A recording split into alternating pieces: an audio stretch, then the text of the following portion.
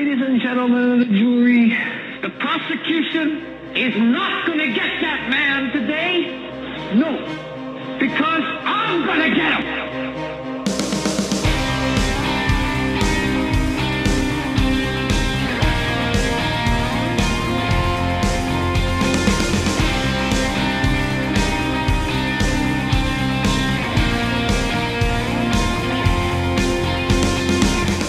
And this is the Hagmann Report for today. It is Tuesday, February 19th, 2019. I don't even know what day it is.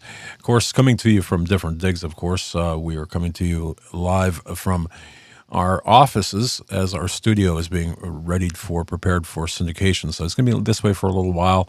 Syndication, some other improvements, folks. Trust me, it's going to be a fantastic, upgrade because, of course, we're growing and encroaching on 1,900 episodes now, and of course.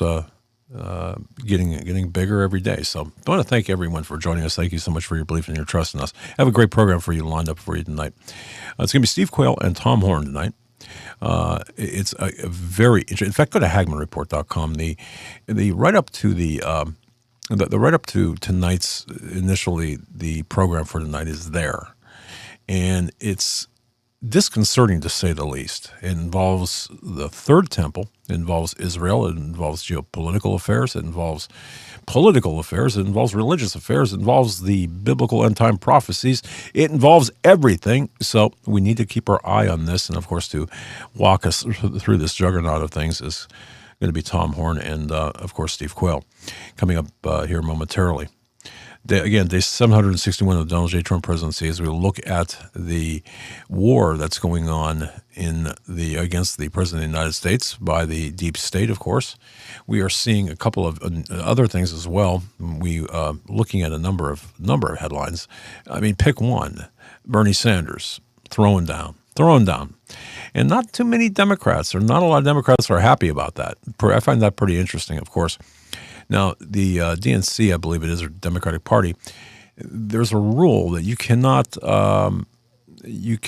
declare your candidacy if you are not a registered Republican within a certain amount of time before the declaration. And there's some issues there. It's rather interesting as we look at that. I'm not saying that there's going to be any problems, but I can see where this is going to be a very interesting election season, 2020 coming up. Will Sanders act as the spoiler as well? That's kind of what I was thinking. He could very well act as the spoiler, and I'm thinking that although many are ready for a socialist revolution and the rise of the socialists, of course, and although that Bernie Sanders has raised millions. The other side is not going to be taking this too well. We're not going to be laying down for this. And, of course, a Sanders presidency or any one of the progressives would certainly expedite the end times, prophetic end times. But again, tonight's program, at least the first 2 hours, and we do have to take a top-of-the-hour break as we, again, prepare for syndication. So we do have to stick to a time clock, so we're going to have a break at the top of this hour. But with us is Steve Quayle from stevequayle.com and Tom Horn, Skywatch TV. And, of course, the links to Steve's site and Skywatch TV are right on our homepage there. They'll be in the description box for this program. Steve, welcome to the program. I'll bring you in first. I believe it's going to be for everyone because, one of the things that's happening, there's no breaks in the event as they're unfolding. When you're learning to run, especially race cars and, formula cars and the fast cars, obviously I'm going to use a kind of a cool metaphor. The key is constant RPM and shifting at the same RPM so you don't lose, basically, any engine speed, constant engine speed. Well, what we're doing right now is we are absolutely beyond revved up. We are at the shift points for events transpiring, happening, taking place, one right after the other. And if you think of it, even the Apostle Paul talked about running the race. Well, obviously they didn't have cars in those days, but they had chariots. So the idea is that for everyone to be able to finish the race, they have to understand the race, what's at stake, and how to go about preparing to win the race. So it's not those who start the race and pull back or fail. It's those who finish the race. And so what Tom Horn has done in The Rabbis, Donald Trump, and the Third Temple, Secret Plan to Build the Third Temple, is a book that's really timely and really important, because there's a lot of Christians clapping for things like the red heifer and the return of the Third Temple and all this stuff, and cooperating in the plan of the Antichrist. So I think that Tom has hit once again the home run, as you put up on your website today, Doug, for the events transpiring. So now what's going to happen is that people are going to see almost all these formerly prophetic future events, disparate historic events, and just unusual people getting together, people double-crossing each other, triple-crossing each other. But there's a central figure that's coming on the scene beyond the Pope. And if anyone ever doubted that this Pope or anti-Pope is a false prophet, I don't think they have to go further than the split that he's brought about in the historic Roman Catholic Church. And as Tom Horn was the only guy with Chris Putnam before Chris passed away to nail, the month that the Pope, the previous Pope, would step down, which had never happened. So I want people to pay specific attention to this. And is Tom on with us now? I'm here. There he is. So, Tom, I'm just giving you introduction. So go ahead and give the introduction. When you wear out, want to give it back to me, because I'll deal with the Jared Kushner issue that I shared with you. But you go ahead and because this is tonight, I think a seminal, watershed, prophetic, bell-ringing moment. So go ahead, sir. Well, by the way, great to be on with you guys again. It's always just so much fun. It doesn't get any better than Steve Quayle and Doug Hagman and Joe Hagman. Oh, I'll tell you what, thanks. That's nice of you to say. And it's great to have you on. And I just have to say, kind of out of the gate, I think you hit a home run with this one. But go ahead. I'm not gonna waste any of your time. Go ahead. Well, I mean, really, how timely is this discussion? You guys know, because you watch the headlines every day, that in just the last 48 hours, the Palestinians and the Jordanians came together, actually confirmed part of the scheme that was that's in my new book, but that also I published on Skywatch TV in part one of an online series based on the new book 2 weeks ago, and it confirmed to me that even the Jordanians, the Palestinians, these people watch us and they listen to what we're saying because they know we're connected, and our connections go inside Washington D.C., even among members of the current Trump administration. But now the Palestinians and the Jordanians, this week, they set up this joint council for what? The administration of the Temple Mount and the other Muslim holy sites in Jerusalem. Why? In an effort to preemptively torpedo the advancement of U.S. President Donald Trump's regional peace plan. And in fact, one of the senior Fatah officials said specifically the move was because the Jordanians and the Palestinians are aware that within the framework of the regional peace plan, responsibility for the Temple Mount will be transferred to a joint Arab-Islamic Council, granting Saudi Arabia official status around the Al-Aqsa Mosque. Now, I go into a lot of this already in the new book, why that's happening, and some of the potential pitfalls around all of it. But the bottom line is, they're trying, and it may work. Their scheme might work by adding 5 members of the Palestinians to the Jordanian control over the Temple Mount. It might cause some last-minute edits to the peace plan that would remove some of the language that was going to be part of the barter, which would have pushed Saudi Arabia. There's some other things that are also happening we can talk about later with Saudi Arabia and the murder of Khashoggi and stuff like that have caused some modifications in the current plan. But I had access to some of the information that was being fed to me, and that was what caused me to rush to publish this book, The Top Secret Plan to Build the Third Temple, because there definitely was language in there. And by working, well, I'll get into that after a while. Anyway, bottom line is, Jared Kushner now, Jason Greenblatt, they're going to be arriving in the Middle East here in the next couple of weeks, if the plan stays as it is today, to begin advancing this, the whatever Trump called it, the peace plan of all peace plans or whatever. Now, Steve said something a moment ago. He said, that even the Christians are out there pushing for the construction of a third temple and all that, not knowing that they're actually playing into the hands of a malaise here, of a scheme that ultimately is going to generate the arrival of Antichrist before it generates the arrival of the second coming of Jesus Christ. At least that's what I believe, and many people in evangelical Christianity believe. So a second article published just yesterday, actually written by liberals, and they were bemoaning this fact, but the headline is called, "A Christian Group is Building a Movement That Could Destabilize Jerusalem's Most Explosive Holy Site." So if people want to go out and find that article and read it, they're talking about this organization that started a few years ago called Cry for Zion, which is an Israel-based organization, but it's recruiting Christians worldwide in a campaign ultimately to see complete Israeli control where the Al-Aqsa Mosque now stands on the Temple Mount.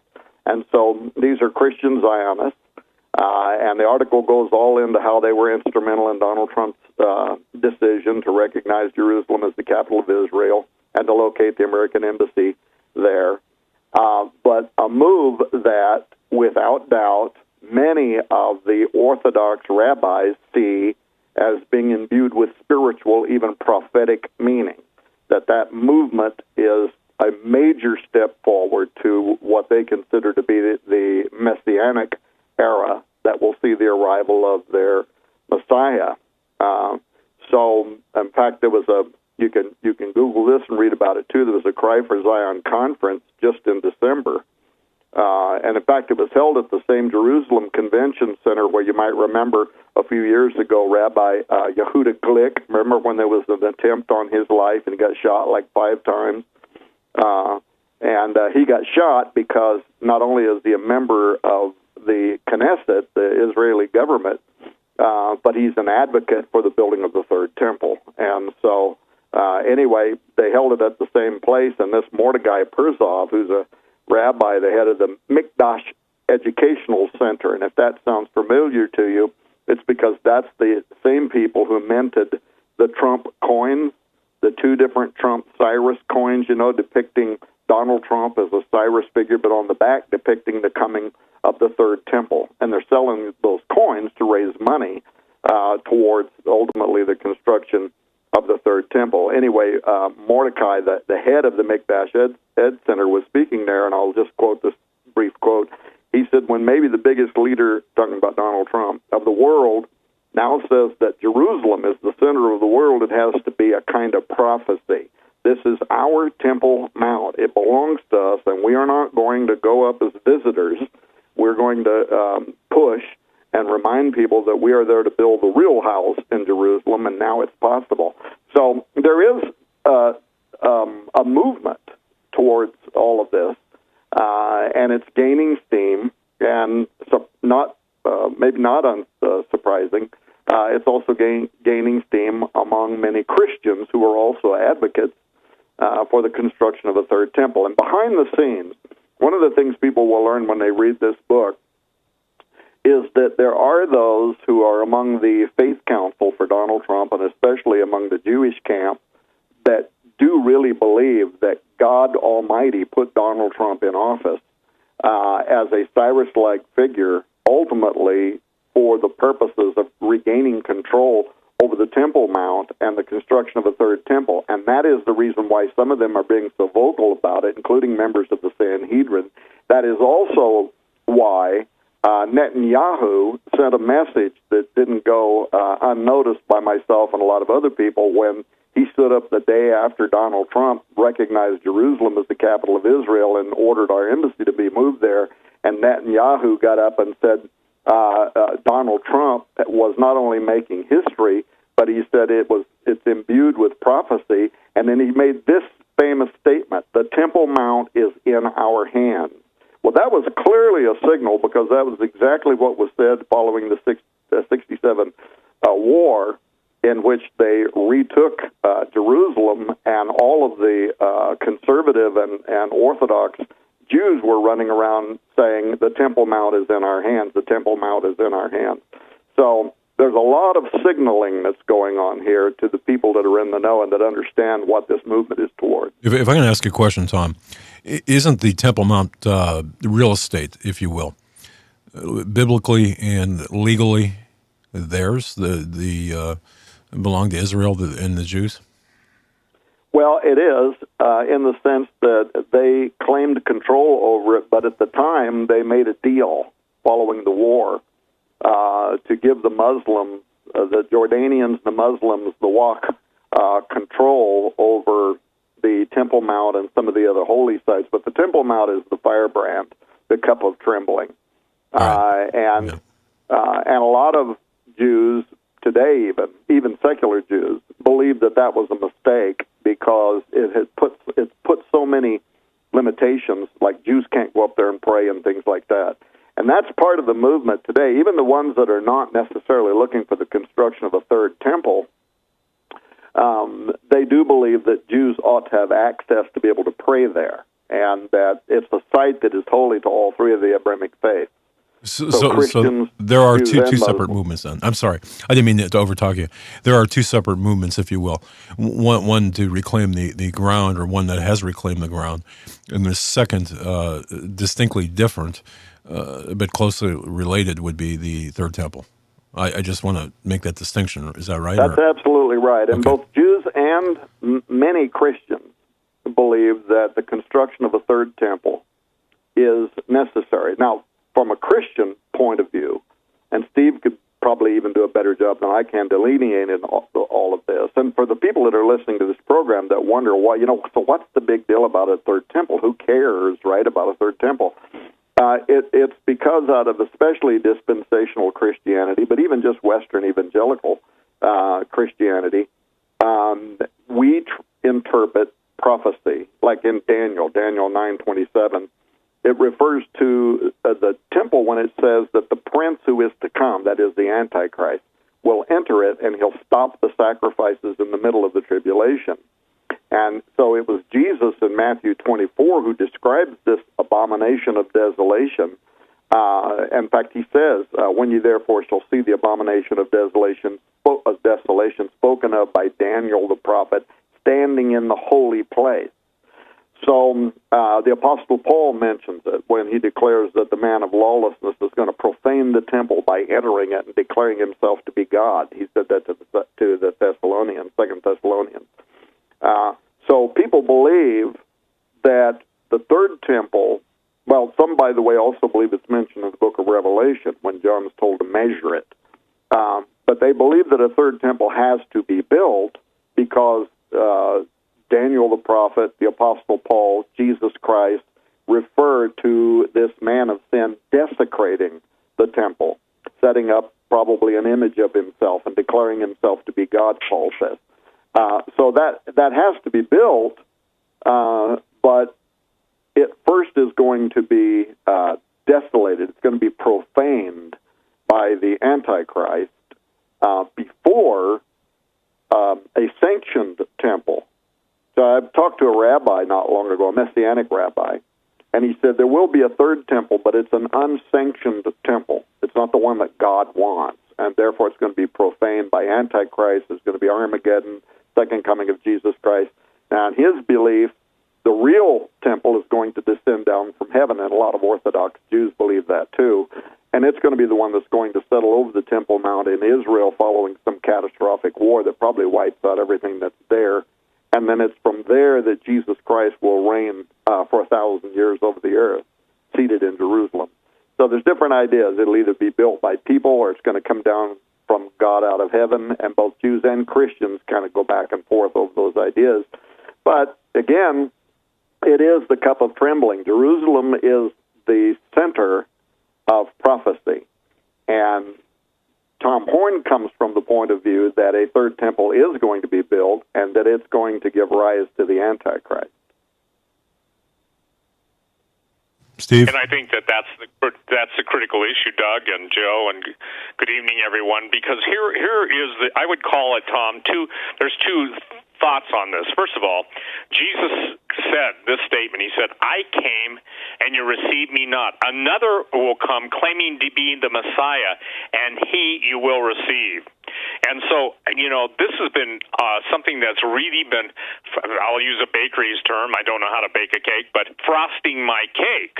I don't believe that Christians understand the scenes going, the plans for their destruction going on behind the scenes.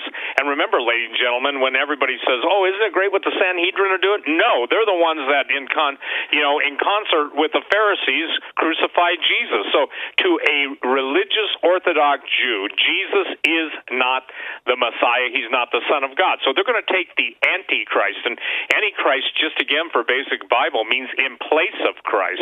And Tom, I shared something with Tom, and I want to share it with everybody right now. The other night, I don't know, maybe a week ago, this thing was really bothering me just because so many Christians seem to be quiet about our brethren's slaughter worldwide, yet embracing their coming slaughter. God promised that he was going to dwell in us by the Holy Spirit. So our bodies are the temple of the Holy Ghost. So that's what I call an internalist. And so it's always the people that want external pomp and splendor and some form of what I would call religiosity that usually contribute to their own demise. I don't have the time to go into that, but I want to quote Isaiah 55, 7 through 9.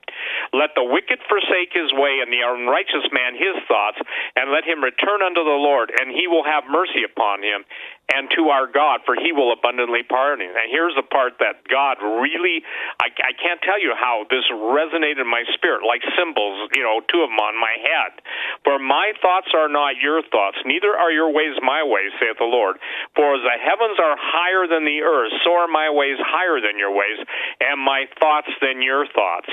And instantly I felt the understanding that God gave. And listen, this is really critical, because what Tom is talking about, ladies and gentlemen, is the acceleration of Bible prophecy. It doesn't matter if you're looking at it from the Palestinians' viewpoint, the Muslims' viewpoint, the Jews' viewpoint, but it really matters from the Christian viewpoint, because all of Jerusalem and the entire, if you will, antiquities and everything in this 1948 forward Israel is basically controlled by international elitists. It's just like, where are all the books of Enoch? There were 360 volumes of them, and we only got partial to 3 of them.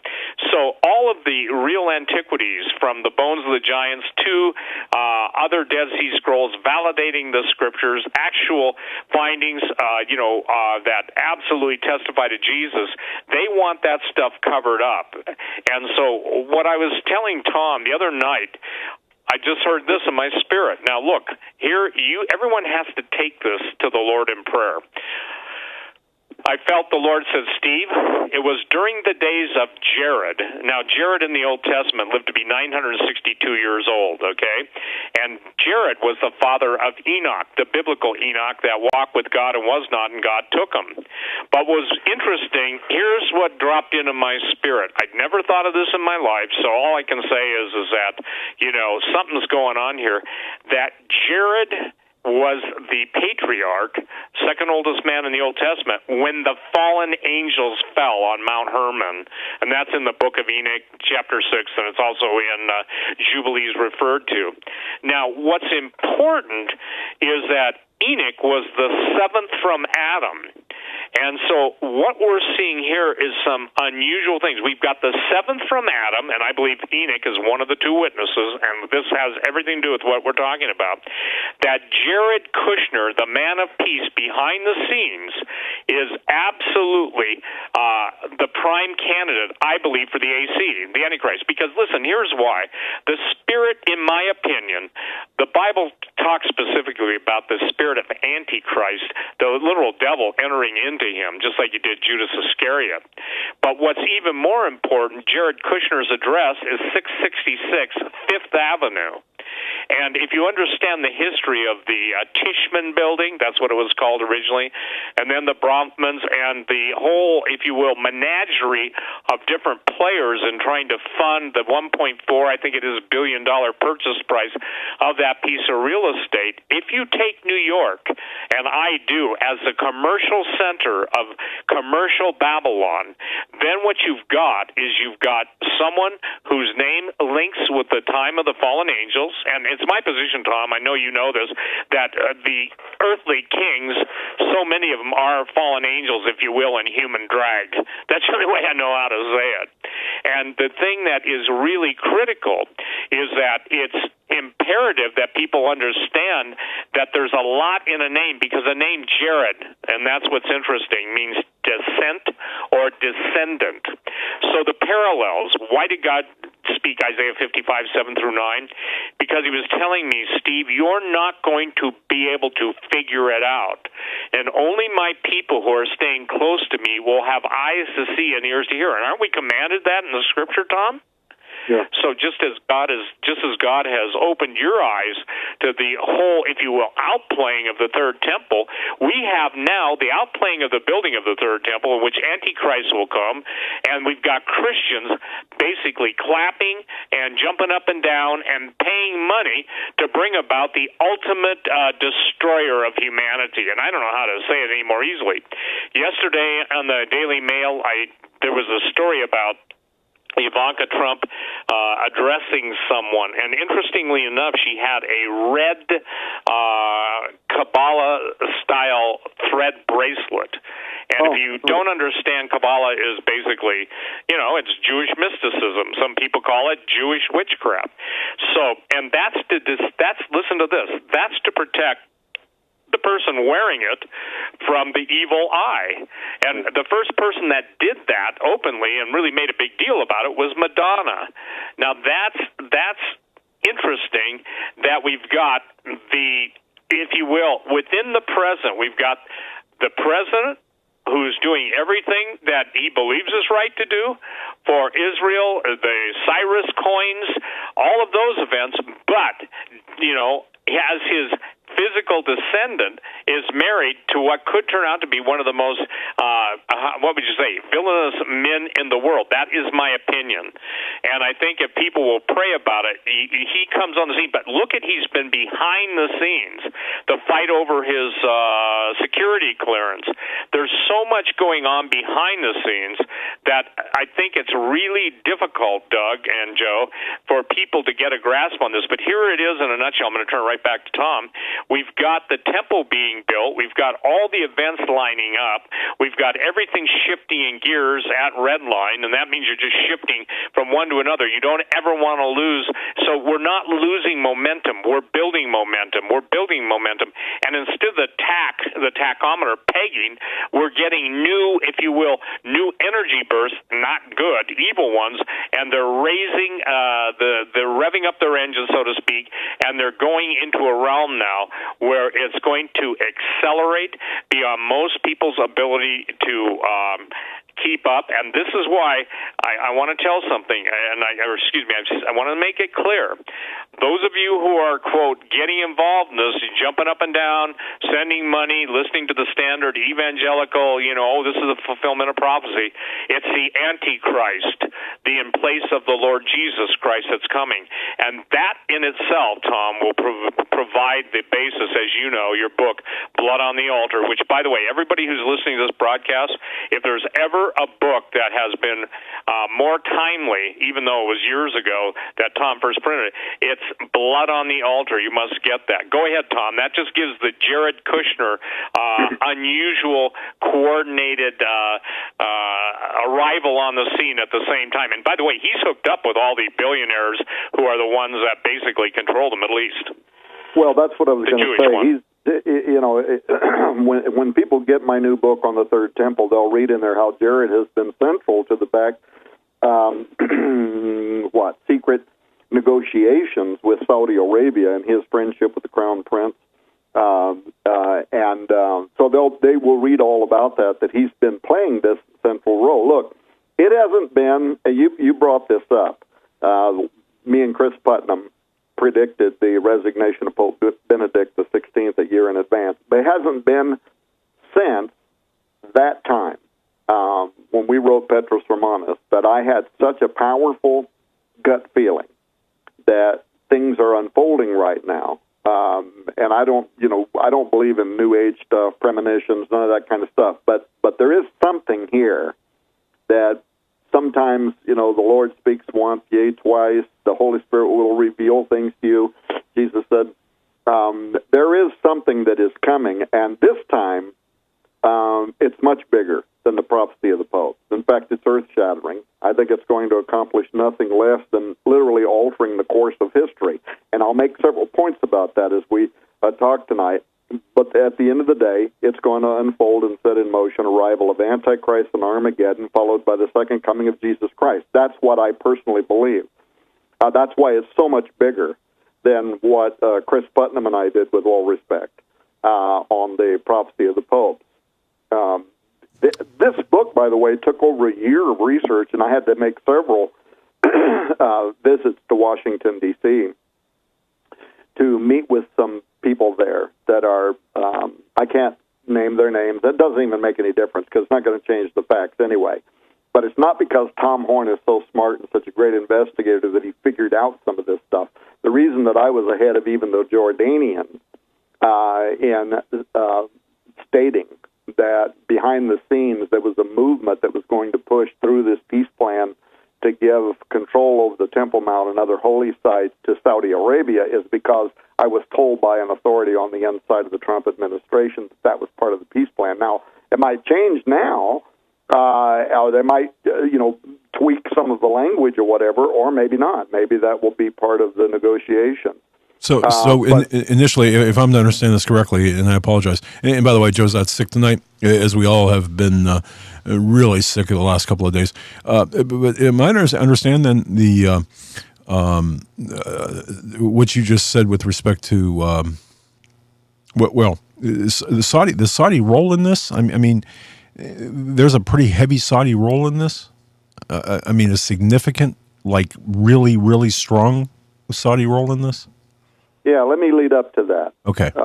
Let me lay a couple of foundational thoughts, and then I'll get to that. Okay. What's happening right now, and by the way, there's different ways this could play out that might not even necessitate the building of a third temple on the Temple Mount, but that still may allow for the Orthodox Jews to begin the services to create a holy place that could be defiled. I'll explain this in just a second. I know that sounds confusing, but just bear with me for a minute. So, third temple in Jerusalem. The move towards that has been happening. It's been part of the peace plan negotiations, though you're not going to hear Donald Trump, not yet. When the time's right, I think he will. But you're not going to hear him come out tomorrow morning and say, what I want to do is see a third temple built in Jerusalem, because that's just a declaration of war. But the idea was it would never happen with Jordanian control. And now the Jordanians have the Palestinians, because, the whole peace plan is all about the Palestinians making claim to certain parts of Israel, including Jerusalem and whatever, and they're not going to accept any kind of a peace deal unless they get what they want. So you had to wrestle from the Jordanians control over the Temple Mount in order to give the Orthodox Jews what they want, and really to play Donald Trump. Behind the scenes, Donald Trump is being told, well, it's not all just behind the scenes. The rabbis are being spoken about this across Israel, including members of the Sanhedrin and whatever. But he's being told behind the scenes that God put him in this position and that his role is messianic, not that he is the Messiah, but that he was put into this position to give rise to the Jewish Messianic era, which is also going to include the building of a third temple. Donald Trump's been told this. He's not an idiot. He sees the coins with him and Cyrus and the third temple on it. He's totally aware of what's happening. That is the reason why he handed over to his son-in-law, Jared. And by the way, Steve, I had never thought of that until you brought it up, the significance of his name as it's connected to the book of Enoch, the days of Jared. But that's why he handed it over to his Orthodox Jewish son-in-law to handle these negotiations, because Jared is working with the sensitivities of the Orthodox Jews behind the scenes, but then also the political realities of how do you wrestle from the Jordanians control, the control over these sites that are sensitive. But if you understand this phrase, to speak in sato, it means to say things that mean something beneath the surface to those that are in the know and understand. And that's exactly why Netanyahu said when Donald Trump recognized Jerusalem as the capital of Israel, he was making history. He was speaking prophetically. These are prophetic times, Netanyahu said, and the Temple Mount is in our hands. These are all really strong phrases that go directly to the intended audience to signal to them, we're on your side. When the time is right, we're going to speak in full-throated voice in support of control over the Temple Mount, the coming of a third temple, and so on. Now, connected to all of that stuff, I believe that when the time is right, Donald Trump is, as the rabbis in Israel hold, he's going to play a key role, as he has been so far, by speaking in favor of the third temple construction. And when that happens, I'm telling you, it's going to ignite the single most important and prophetic event in our lifetime. Now, unfortunately, as Steve has pointed out, for those who at first are finding all this great joy in the temple's construction, that exuberance is going to be short-lived, and it's going to cave to terror. Now, how many people around the world that are listening to this program understand that these are already facts? Number one, that the architectural plans for the third temple have already been designed. Number two, that the Sanhedrin, the nascent tribunal that styles itself after the second temple, or a Jewish court, recently instructed Jerusalem mayoral candidates to include in their plans the building of the third temple. How many know that at the close of 2018, the Sanhedrin also invited 70 nations to dedicate the altar for the third temple? And we can talk later about the significance of the number 70 and the number 72, but it's again tied to what Steve was saying about Jared and the book of Enoch. Evangelical Christians and Jews gathering in Jerusalem at the close of 2018 for this huge interfaith conference. This was only a couple of months ago. And what was the point of it? Go and Google this and read. It was aimed at joining efforts to build the third temple and for the inaugurating of the Messianic era. I mean, seriously, Christian friend, how could you be more confused? The Messiah has already came. That era was already launched 2,000 plus years ago, right? Anyway, Freemasons, I don't spend a lot of time on this in the book, but Freemasons in the U.S. and Israel have been planning for decades to build a third temple. I talk a little bit about that.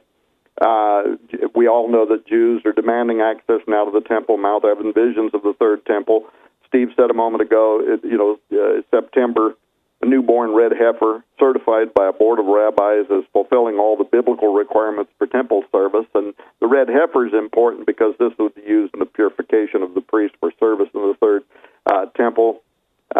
Anyway, all of this stuff, but Saudi Arabia, to get back to your question,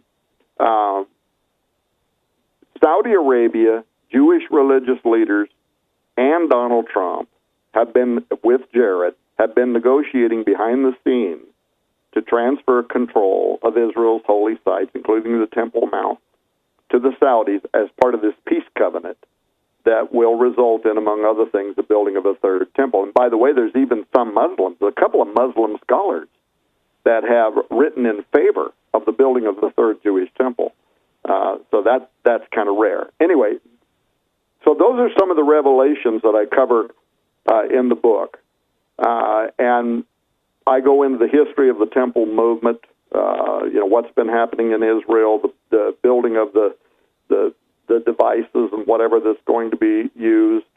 But I want to tell you, I'm not sure exactly what I can tell you, but I spent yesterday,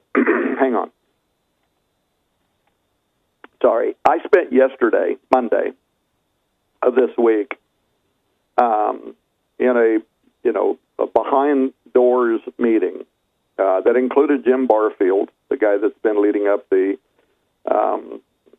Copper Scroll Project, but 4 other people in that meeting, where we had to sign a non-disclosure agreement.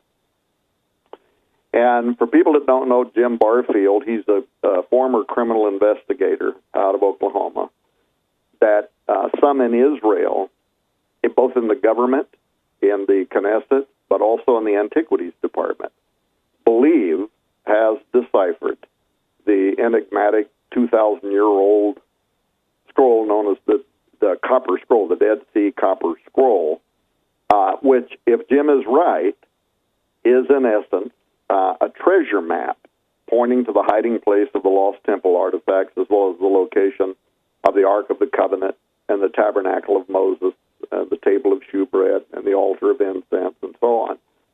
Now, the political restrictions of that region have made excavating the places that Jim's point to difficult, to say the least. But this is connected to these behind-the-scenes negotiations.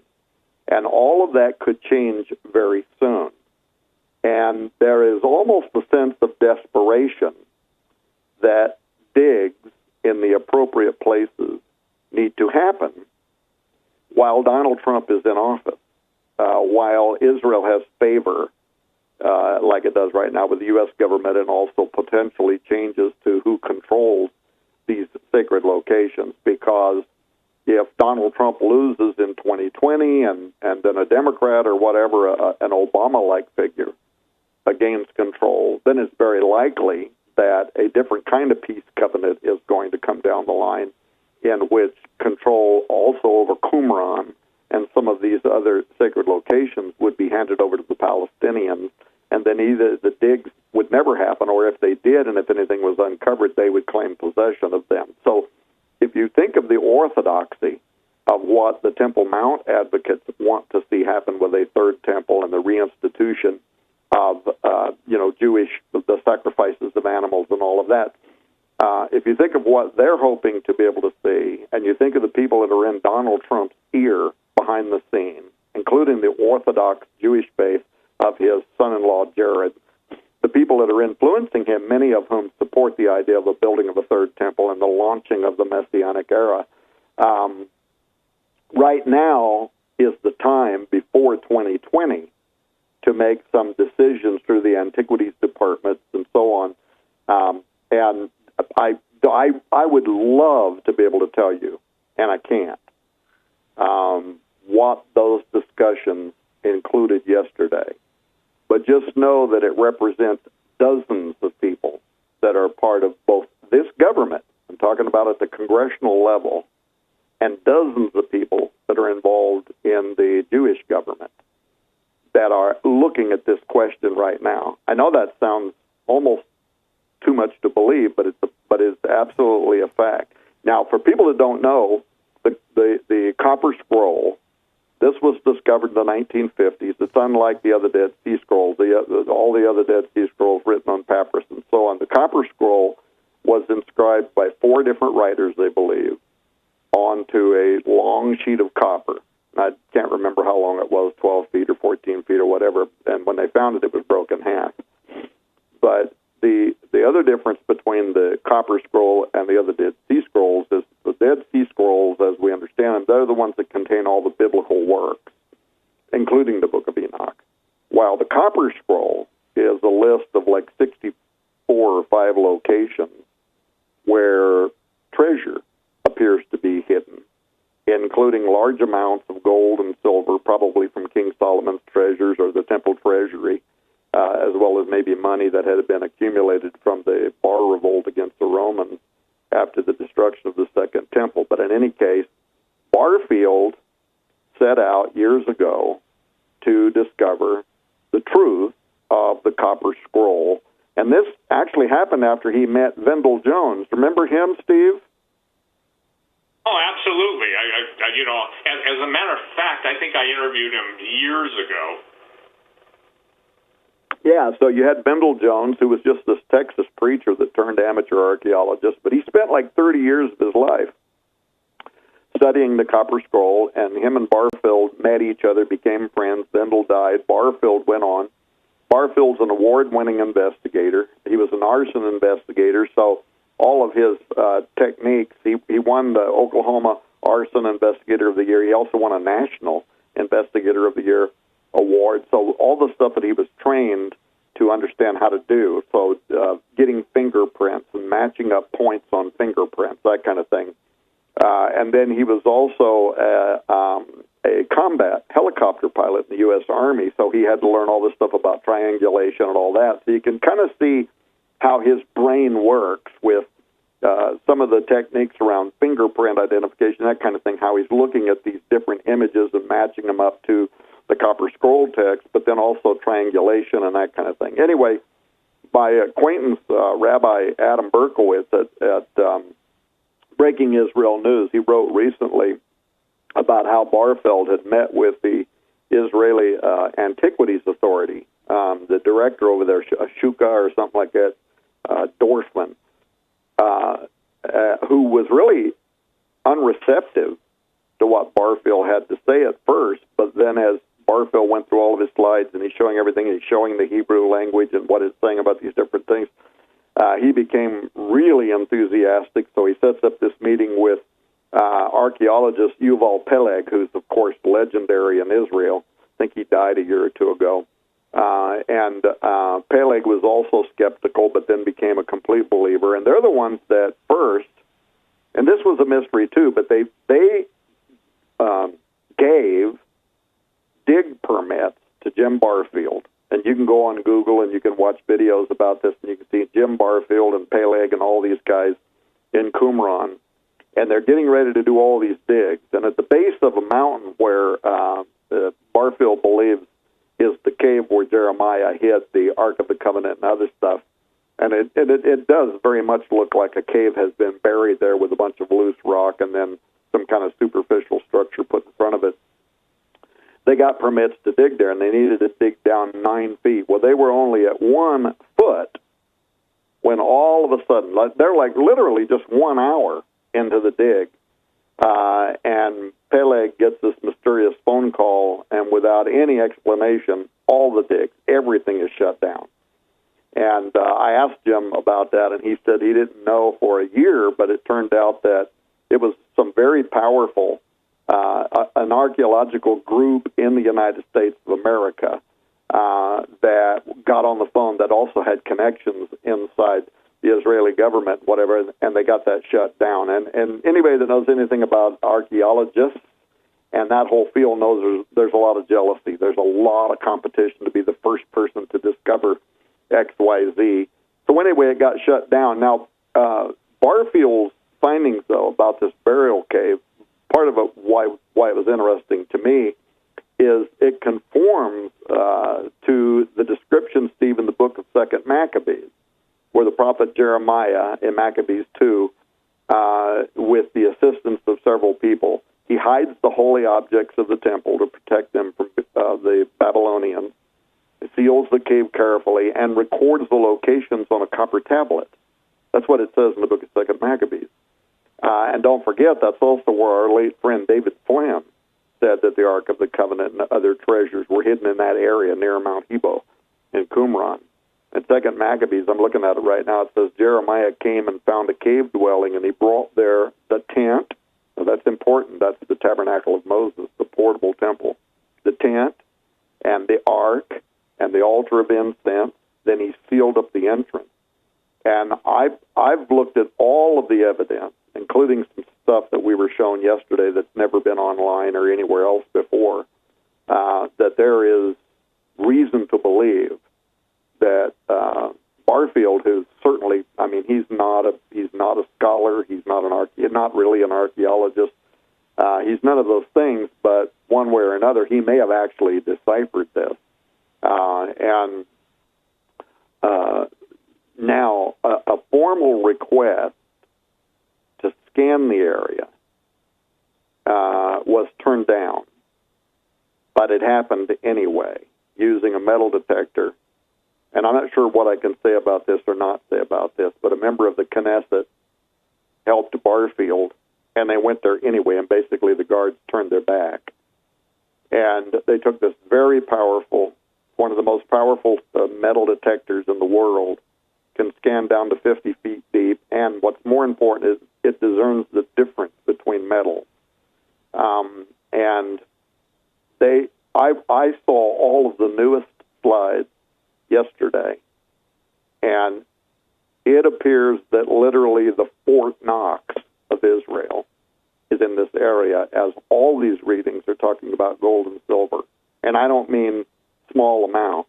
We're talking about train loads. Well, okay, maybe not train loads, but certainly dump truck loads of this material and some other very, very unusual stuff. So now I'm bringing all this up about the Copper Scroll because, as I point out in my new Third Temple book, the discovery of the Ark of the Covenant or other temple treasures will demand overnight the construction of the Third Temple. Why? Well, because none of the Abrahamic faiths, not Orthodox Judaism, not Muslim, not Christianity, would tolerate the idea of the Ark of the Covenant or any of those structures being placed in a museum somewhere for gawkers. The Bible was very, strict about this in the Old Testament, about how, and for those that haven't, like the Muslims and the Orthodox Jews that have not accepted Jesus Christ as Messiah, they would certainly believe that this is going to have to be handled in a very particular way. And by the way, Jeremiah also buried there the ephod of the high priest. So the vest that the high priest would wear with the and thummim and the jewels would also be there. And what would have to happen, this is, by the way, how do I know all this? Because this is actually what's being talked about. Behind the scenes, this is the discussion that is part of what is going on right now. That if what they suspect to be true is there, and likely before the end of this year, before the next presidential election, when this territory could be turned over to the Palestinians, this dig needs to be made. If it happens, they have to sanction a high priest, and he's going to have to put on the ephod, and there's going to have to be, they've got to identify members of the Aaronic priesthood, the Levites, or they're going to have a special priest that can say that they're part of the order of Melchizedek, which would have been outside of the Levites. But anyway, it sounds crazy, right? But this is literally what these meetings are about. They're going to have to sanction a priesthood. They've got to go in and remove these things in exactly the right way. But then what do they got to do? Well, according to Maccabees and some other ancient texts, Jeremiah also hid in that cave the tabernacle of Moses. Now, that's the portable temple. That's why he said there's also another way that this could be done that wouldn't require building a third temple on the Temple Mount, although we could talk about the different ways that could happen. But if the tabernacle of Moses was recovered, then the Ark of the Covenant and everything else could be placed inside the portable tent. And actually, if it was recovered at Qumran, they could actually set the tabernacle of Moses up in Qumran if they wanted to. And that could be the location from which the Jewish rituals could once again commence. But they might also set it up somewhere just outside what's called a prophetic priest. Could be sanctioned to say that they could set it up right next to the Temple Mount in Israel. Anyway, a lot of stuff like that. By the way, people can get the authorized new book by Shelley Neese, who's worked with Jim Barfield for 20 years. And her brand new book just came out called The Copper Scroll Project. It deals with some of this. It doesn't deal with what I was telling you just now, but it deals with all of this. They can get it free with my new Third Temple book. They can also get Carl Gallup's new book on the Rabbi Kaduri, the rabbi that found Messiah, free, a bunch of other free stuff. But like I always do when I'm on Hagmann, if a person buys the Third Temple book, it's called the Third Temple Collection, I think. If they go to our website, click on that and buy that. I'm also going to tell the warehouse to add at no cost the new Belly of the Beast documentary film, which has been selling like crazy. It's a great documentary. it is actually connected to the Third Temple because the Washington Freemasons have an interest in the building of the Third Temple. Why? It's in anticipation of the arrival of Antichrist, who they would think of as their Osirian or Apollonian king of the coming Novus Ordo Seclorum. Anyway, if anyone's interested, I'm just saying that if you go to skywatchtv.com, click on the ad at the top of the page, or go to skywatchtvstore.com and check out the new arrivals. You'll see the ad there for the Third Temple collection. And at checkout, in the comment section, type in, "I heard you on Hagmann," and I'm going to instruct the warehouse to also include at no cost the Belly of the Beast new documentary film. And that's well worth it. We got about a minute 30 before the top of the hour break. Just for the geographically challenged, by the way, Qumran, you'd made numerous references to that. That, of course, you're referring to the cave area of the caves near the Dead Sea, where the Dead Sea Scrolls were found, right? I mean, that's Qumran. Yeah. So if you look at a map, you'll see Mount Nebo kind of up at the top of the point of the Dead Sea. And then looking at a map, to the left of that, you will see the area of Qumran, where the caves are. And Qumran, well, we only got a minute, so I won't go into all that, but yeah. All right. Folks, Steve Quayle and Tom Horn, and the great thing about this is you're hearing first here on the Hagmann Report, the rabbis, Donald Trump, and the top secret plan to build the Third Temple. Let me tell you, this reads like an investigative report. I mean, it's the documentation's all there. And I truly believe that if you go back in history, and of course, how Tom and Chris had predicted Pope Benedict the resignation a year in advance, even identifying the month and year he would retire. In the Petrus Romanus book, this even tops that. So, folks, go to the link there to Skywatch TV Store and make sure you type in I heard this on Hagmann, I heard you on Hagmann. Just make sure you get that in there, because the DVD is great. Eric the Tech talks about it every single day, just about. So, folks, we're going to be right back. You're listening to the Hagmann Report, HagmannReport.com, HagmannReportLive.com. Stay with us. And welcome back to this edition of the Hagmann Report. We're so blessed, so pleased to have with us Steve Quayle from SteveQuayle.com and Tom Horn, Skywatch TV, who's got an extremely important, and folks, there's no way I cannot oversell this. Having read Petrus Romanus, the rabbis, Donald Trump, and the top secret plan to build the Third Temple, I think this is perhaps the most important thing you need to understand. And with us to explain this is Steve Quayle and Tom Horn. Now, before I get to Steve Quayle and Tom Horn, I do want to thank those people who support us. Thank you so much. You can see we're broadcasting from a different location. No, we're not broadcasting from the caves of Qumran. No. Actually, we're preparing for our syndication of our program, and of course, with that comes changes and necessary changes in electronics. And in order to do that, we got to move out, and so we just we're doing it from our offices, and it's going to be for a while. So hang in there. Don't change the channel, and don't think that you missed out on something here. It's just going to be for the next couple of weeks. Before we get to Tom and Steve, I want to mention Blinkist, folks. You know, look, we don't sponsor or have sponsors that we don't believe in.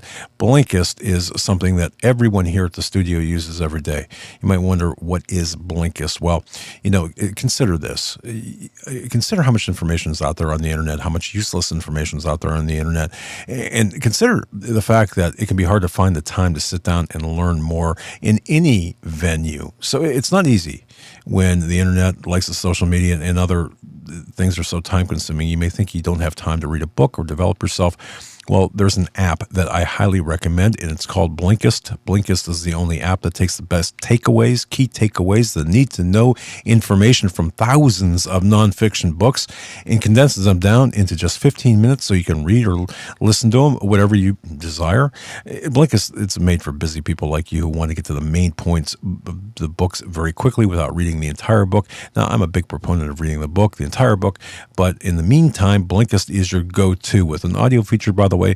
It makes it easy to finish 4 books a day while you're on the go. The information, think of the information you can learn. And I love this because in less than 15 minutes, I feel like I can fast track my path to a very much more intelligent me. And, I like to have facts, and I like to know what I'm talking about. And of course, Blinkist is my go-to app for that. Getting Things Done by David Allen, The Power of Habits. I mean, you're looking for self-help, looking for other titles. They're out there, and more and more titles are coming every single day. Folks, right now, for a limited time, Blinkist has a special offer for you. Just for the listeners and viewers of the Hagmann Report, go to Blinkist, that's Blinkist, Blinkist.com/Doug, to start your free 7-day trial. That's Blinkist. I'm going to spell it slowly, Blinkist, Blinkist.com/Doug to start your free 7-day trial. Blinkist.com/Doug. And I got to tell you, we use it here, and it's a fan favorite. Blinkist.com/Doug. And again, with us, Steve Quayle and Tom Horn. The subject, the rabbis, Donald Trump, and the top secret plan to build the third temple. I know I dominated that part of the program. Steve, I'm going to kick it to you. Take it.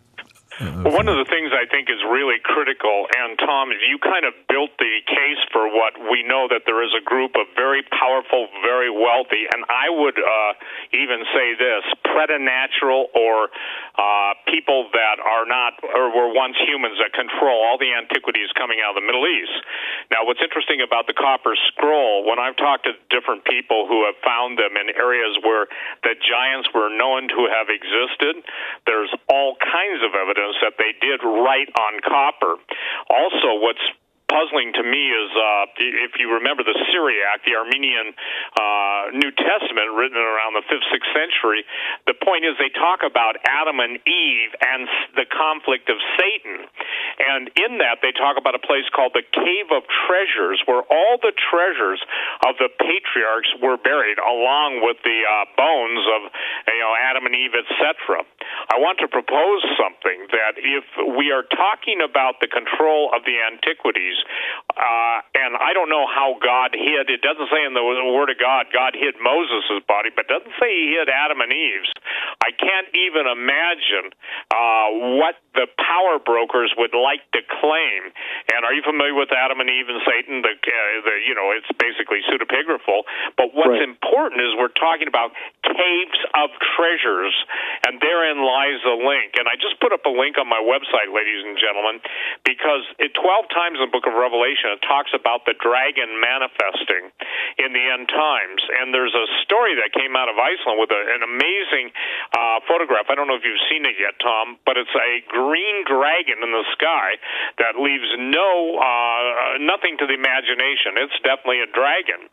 So if the book of Revelation is talking in 12 different areas about the time of the dragon, I think it's really important that people understand that we've got all of these hidden things that have been hidden until the time that, in essence, all of the treasures that Tom and you're talking about, you're delineating, there had to be the context of time, and this is it. That's why I believe, Doug, this is a watershed event, and the content now that everything that has come together, and I'm a believer that they will erect the tabernacle of Moses because, quite candidly, it has more history and more, it can be facilitated, I guess, probably I forget what the Old Testament said, but I think it can be put up within a day if they're doing it the right way according to the instructions that God gave them. So, Tom, are you familiar with the story of Adam and Eve in the Cave of Treasures? This has everything to do with the Copper Scrolls. Only the Cave of Treasures part of it, and that there are numerous pseudepigraphal works that seem to echo what is in 2nd Maccabees, and also the findings that I was learning about yesterday involving Qumran. In fact, I heard there was some points made yesterday that I have never heard in scholarship anywhere before, but a connection between Qumran and actually the priestly order of Melchizedek, and evidence that when Jesus went away and went into training and then came back, and his parents are looking for him saying, "Where have you been and what are you doing? Didn't you know I should be about my Father's business?" there's some evidence to suggest that he was actually in Qumran, because remember it says that he was made a priest forever after the order of Melchizedek. So that even though his bloodline is majestically preserved in the gospel to show that he's got this Davidic lineage, it's quite possible that he wouldn't have needed it anyway, because he was the priesthood not after the Levite. And so literally at the end of, and this was a long meeting, by the way, this was about 5 hours. It included film, it included 4 other authorities. I had to sign a non-disclosure. Well, everybody in the meeting did. And Jim Barfield happened to be one of the people there. Well, here's the deal, too. The technology now of GPR, ground-penetrating radar, they have aerial drones that, I'll just say this, that we were fortunate enough to find the newest technology that we're using in Peru, That's all I dare say. But the differentiation, the delineation, the ability to discern between copper, gold, and silver, that's been tweaked to such a point that it's the feat has been accomplished. Right. But the fact is that the controlled release of this, watch the headlines, ladies and gentlemen, because each event, it is my contention, I think, Tom, you'd agree with this, that the timing of the release is synced specifically with and I'll use this as my word, mayhem that the enemy, the devil, plans. And again, I want everyone to go and look at, NASA releases a picture of the mysterious dragon aurora reading its head, and they said, here's what they wrote. They said, have you ever seen a dragon in the sky? Although real flying dragons don't exist, a huge dragon-shaped aurora developed in the sky over Iceland earlier this month. And so they even go on to say that the normal reasons why auroras, ionize is because of particles. But they said there wasn't a lot of particles. So they're saying, this is weird. Number one, the real reason that it shouldn't happen. So why am I saying this? Because I believe what we're talking about tonight, I don't know when the dragon is going to be cast out in Revelation 12:9, but I'm excited. I mean, this is spinning my tires, Brother Horn and Doug. I'm about ready to launch. And the great dragon was cast out, that old serpent called the devil and Satan, which deceiveth the whole world. He was cast out into the earth, and his angels were cast out with him 12 times in the book of Revelation, and that's the only place the word dragon appears, and then 22 times it appears in the Old Testament. So it's interesting that 12 times, and that Revelation chapter 12 and 13, 16 and 20 makes such a big deal about it. So, Tom, I would say this. Based on the meeting you had, based on the book you've written, based on the warning to the Christians, I pray that the Christians will start to say, you know what? It's within the heart of a king to search out a matter, and that they need to understand that we are at the precipice of, monumental events, and the second coming of the Lord Jesus Christ after a whole lot of terrible stuff's happening. But what we're talking about is the greatest, in my opinion, the greatest prophetic unearthings in all of the New Testament and all of the end times. Would you agree with that? Yeah. Well, that's why I said that I've not had this feeling since when Chris Putnam and I wrote Petrus Romana. And a whole, because I spoke at your conference. By the way, we should talk about your conference too. But I spoke at your conference 2 years ago in Branson, and I laid out for everybody the trail of how that all got started, all of the mystical kind of preternatural, supernatural, whatever you want to call them, things that were happening, all these dominoes that were falling that led to me and Chris Putnam. Because you know me, I'm a really careful guy.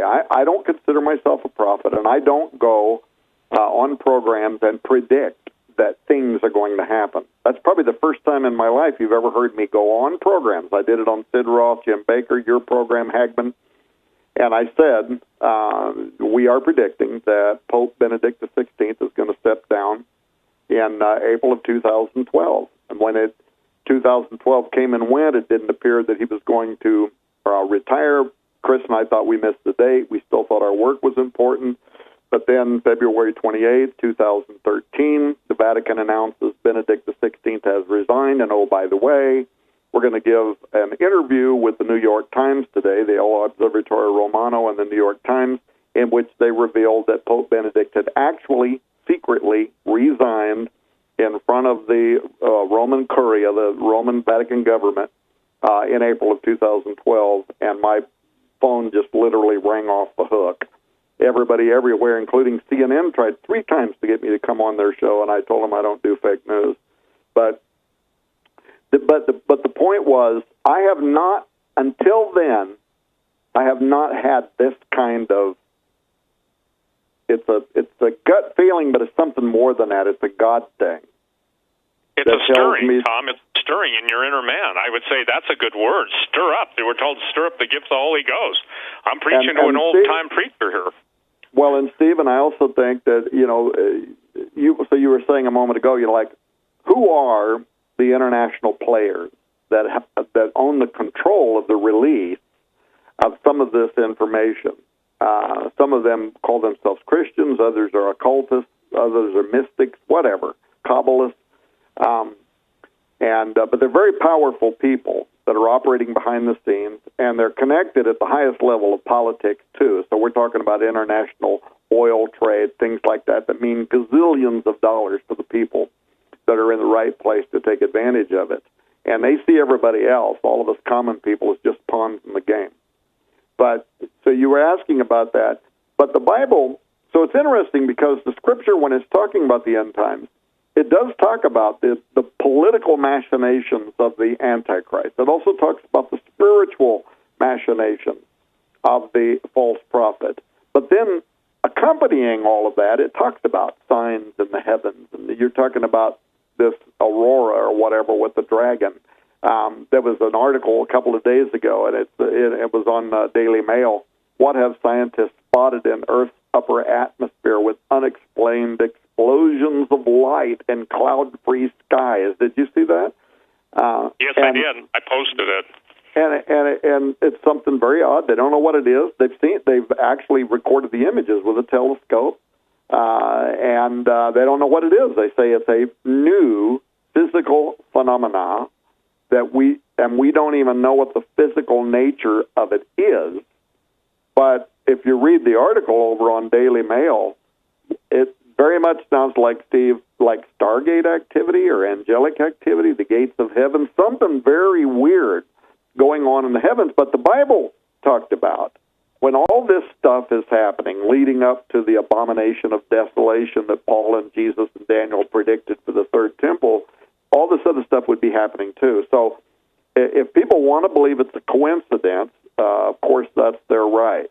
But for somebody like myself, for us, watchmen, people who are watching the end times, that, our dear old brother David Flynn, he loved to quote, who was the physicist, that talked about how in the end times that this body of enlightened individuals would rise up. Oh, Sir Isaac Newton. That God would raise up men that are given an understanding amongst much clamor and uproar. Boy, does that sound like email. Now, let me tell you, I can't tell you, as you know, I have a few connections in Washington. Most people know Lieutenant Colonel Robert McGinnis from the Pentagon because I'm his publisher, so they know that we have that connection. But this was not him. He's aware of all this, but this was not him. And so when you say, who are the power brokers that are going to control the flow of disclosure? Well, definitely, Donald Trump is part of it by virtue of his office. His Jewish son-in-law, Jared Kushner, is one of the negotiators, and he's been working behind the scenes on aspects of more than just the Middle East peace deal, but that too. Then there's some influential rabbis in Israel, some of whom have already recognized Trump publicly as a source of inspiration for the Third Temple. There's also right-wing Knesset members there's an organization called Yareah, R-E-Y-A-E-H, and they're Temple Mount loyalists, and they work with some of the other known advocacy groups over there. There's also some Muslim scholars. They're secular scholars. They're Muslim in name only, really. But they believe that the Third Temple can now become a collaborative effort between them and the Jews. Now, by the way, if you Google this, you'll read, there's names out there that are publicly known.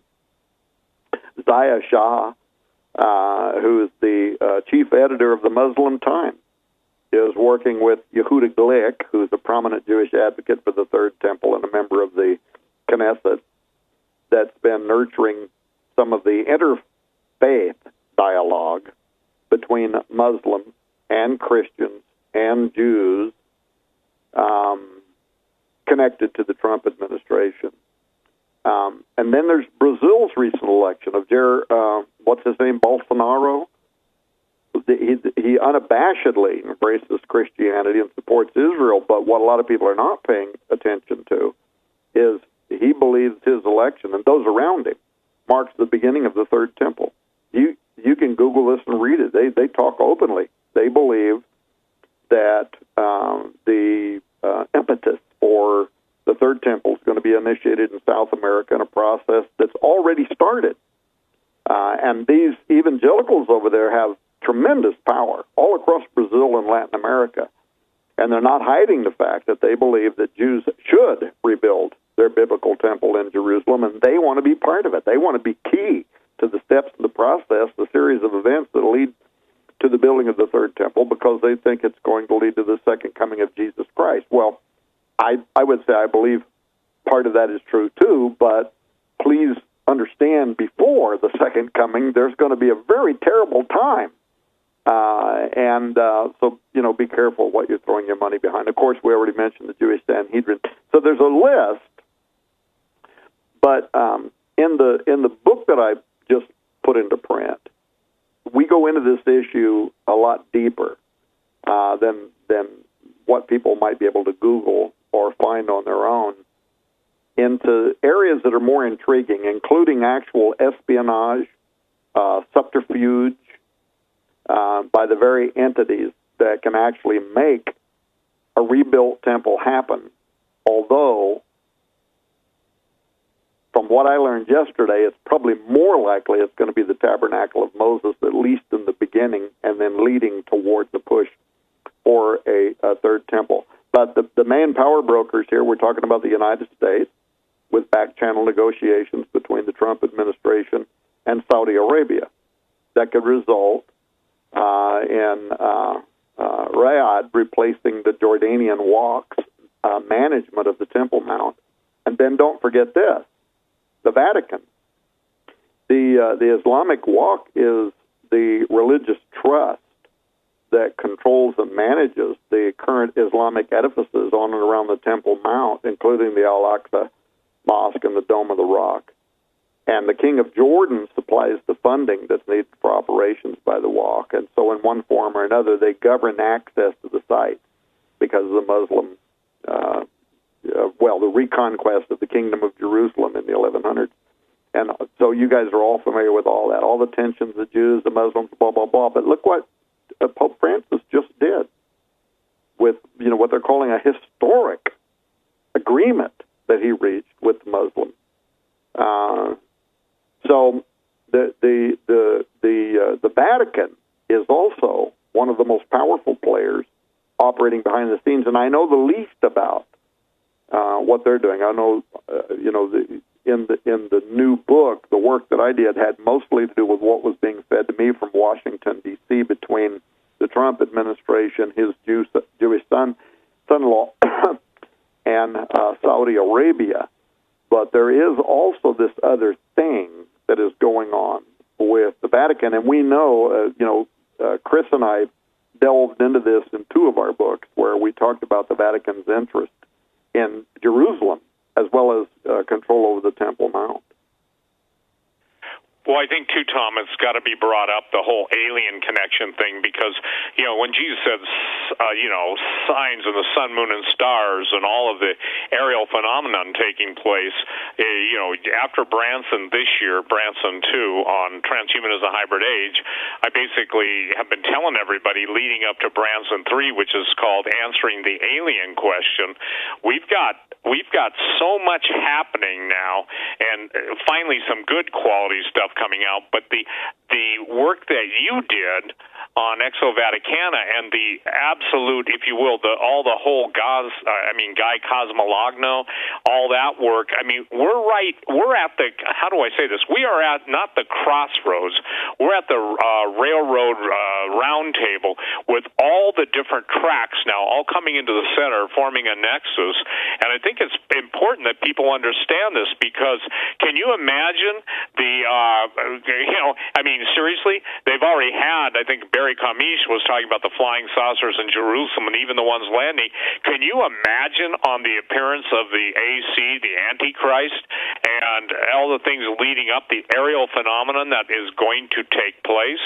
I think it's going to be so mind-blowing that most people won't be able to even embrace it. That's what the purpose of Branson is this year, and we're about, I think, close to being half sold out. Wow. And please, ladies and gentlemen, in September, that's a long ways away, and people have asked us, and the reason we opened it up so early was so people get the best travel arrangements possible.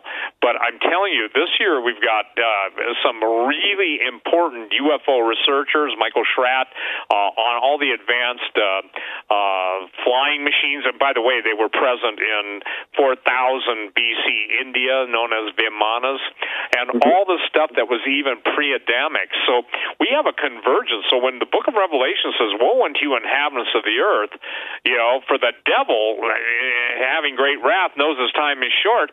I don't think people see. Here's what I'm really frustrated with. Maybe you can help me. And it's not take 2 aspirin, go to bed, and wake up in the morning.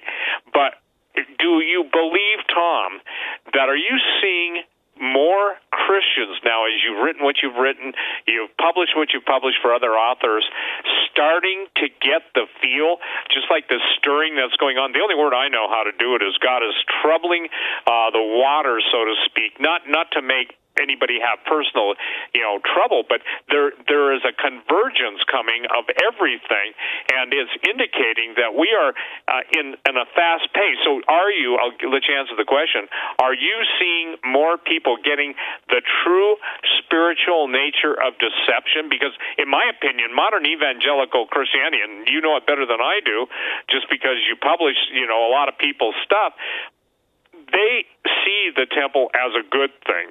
They don't understand and don't believe the tribulation is going to be here. The majority of evangelicals think they're out of here. That's not the discussion. But are you seeing any kind of, I would say, accelerating awareness?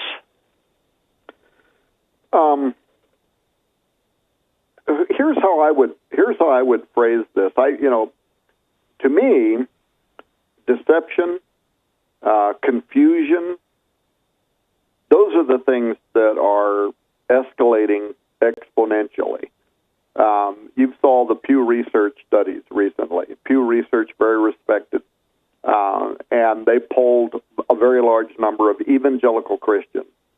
They only asked them 4 questions, and the 4 questions should have just been, every evangelical should have said, no, that's just stupid. Do you believe in reincarnation? Things like that. And 61% of evangelicals believed in these New Age points of view. If they had asked more subtler kind of New Age ideas, it probably would have accelerated to 75 or 80% of evangelicals today across the United States of America holding really occult views, New Age views. They have nothing to do with, they're antithetical to Orthodox Christianity, New Testament theology, systematic theology. And so they are very, Steve, evangelical Christians today are very caught up in this idea of the ancient astronaut theories and some of this other stuff that you're going to be addressing at your conference in Branson. Now, I don't want to get lost in this, but our conference in Branson, the Skywatch TV conference that happens at a different time of the year and it's much smaller than yours, is sold out. There was a little bit of confusion because some people thought that your conference was sold out, which it isn't. It's going to sell out, but it isn't yet.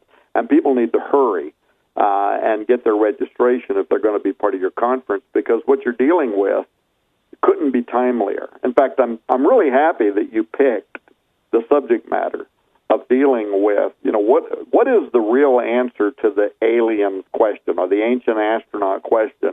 Because I had a guy email me today, this morning, and he was at a conference in Guy Consolmagno, the head of the Vatican Observatory Research Group today, was there. And as you know, a few years back when Chris Putnam and I went up to Mount Graham, I contacted Brother Consolmagno, and he agreed to do 5 different interviews with me, and we interviewed him. And I have the email, by the way, exchanges for those interviews to this day. They're still in my inbox.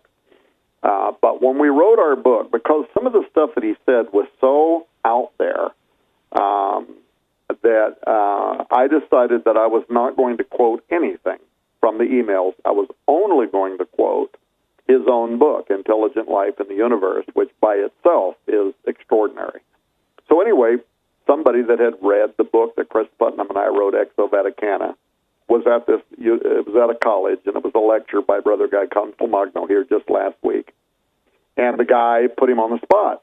So there was a Q&A, I guess, at the end of his presentation, and he said, "Hey, I read a book by a guy named Tom Horn and Chris Putnam on Exo Vaticana, and they quote you in their book. Is it true that you said XYZ?"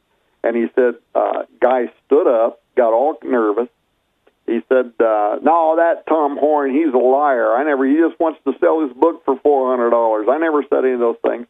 So he emailed me to ask me, what the skinny on it was. I said, "Well, unfortunately for Guy, we didn't quote one part of any private exchange we had with him. The only things we quoted are in his book, and we provide the PDF of his book free to anybody that asked for it. So he's got nowhere to go. He said these things. He believed them.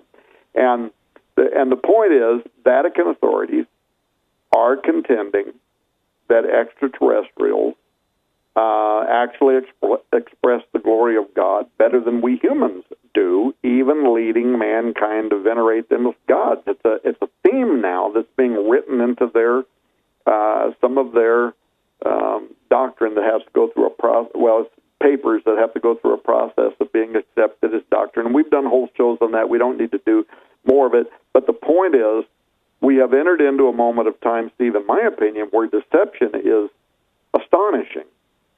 When you and me were young preachers in the Assemblies of God, you wouldn't have found 1% of evangelical Christians that would have believed in things like reincarnation and your astral soul projection and all. It's completely unhinged now. It's completely out of the box. Well, I think, too, what's going to be different about this Branson, and it's really important, we've got Michael Schratt coming, and he's a military aerospace historian. There's so much argument over, for instance, top-secret Q magic clearance, which really exists, and there's a lot of people that get nervous, but there's an ultra-black world in this, and Michael Schratt is basically going to be talking about advanced technology and reverse engineered. We have a secret guest who I'll be announcing next week, and you know who it is, Tom, whose family was uniquely tied to the aerospace industry, and he was involved watching his uncle and his father and others, in the reverse engineering program, and literally was followed while he was flying for 1 hour with a UFO, and he's one of the most credentialed Bible researchers in the world. How's that for bait? But I'm glad you got him to agree. Yep. And I think that what's important is that people have got to understand, after Branson transmitted Hybrid A, I basically made a statement that the word normal would never be used again. It wouldn't be seen. There will be nothing normal from September 15th on. Bow. bam, look what's happening. So, ladies and gentlemen, if you want to register, and I'd suggest if you want to go there, you do register, gen6.com, GENSIX.com. Click on more info, and it'll take you where you can register. And one of the things that is really critical, Tom, is that I guess I hate the word because it almost sounds almost New Agey, but the convergence of from heaven, from hell. You know, when you and I first started talking about the gates of hell opening, you know, and it was obviously you that brought that up on a show we did with Doug Hagman, Doug, 15 years ago? You know, I was thinking about that earlier. At least 15 years ago. It was quite a while ago. Yeah, probably. Yeah. But anyway, the point that I'm trying to make on that is now the gates of hell are opening. It doesn't matter if you're just seeing dragon apparitions. You're seeing the 21 UFOs and then the NASA killing the feed, the live International Space Station feed. You've got all these events happening. Now they're worldwide. So there are countries that aren't so in love with the United States that are actually having all of this stuff becoming more and more prevalent and available. And by the way, I'm on record as stating this, and I still stand by it. The great quakes that are coming, and coupled with the great volcanoes, are going to unleash some of the most hidden and some of the most mysterious civilizations the world's ever known, whether it's Antarctica's ice sheet breaking up, solar flare that melts the ice, raises the ocean, but things are happening, and they can't keep it under wraps, so they have to take control of the narrative again. And Mike, and this is something else I wish Christians would understand. The New World Order demands a World War III. You cannot have a man of peace coming on the scene without World War III. And that's why, against all common sense, against even willing, hey, it's not a bad thing for Russia to talk to, the Trump administration, try and keep treaties in place and everything, but there's an unseen hand there. And in order, and I believe it's the devil, I believe the devil literally rules through his fallen angel, personifications in human form, and I believe that that's the only way you can even account for the supernatural evil that is present in the world, and it's all building to this explosion point. Go ahead.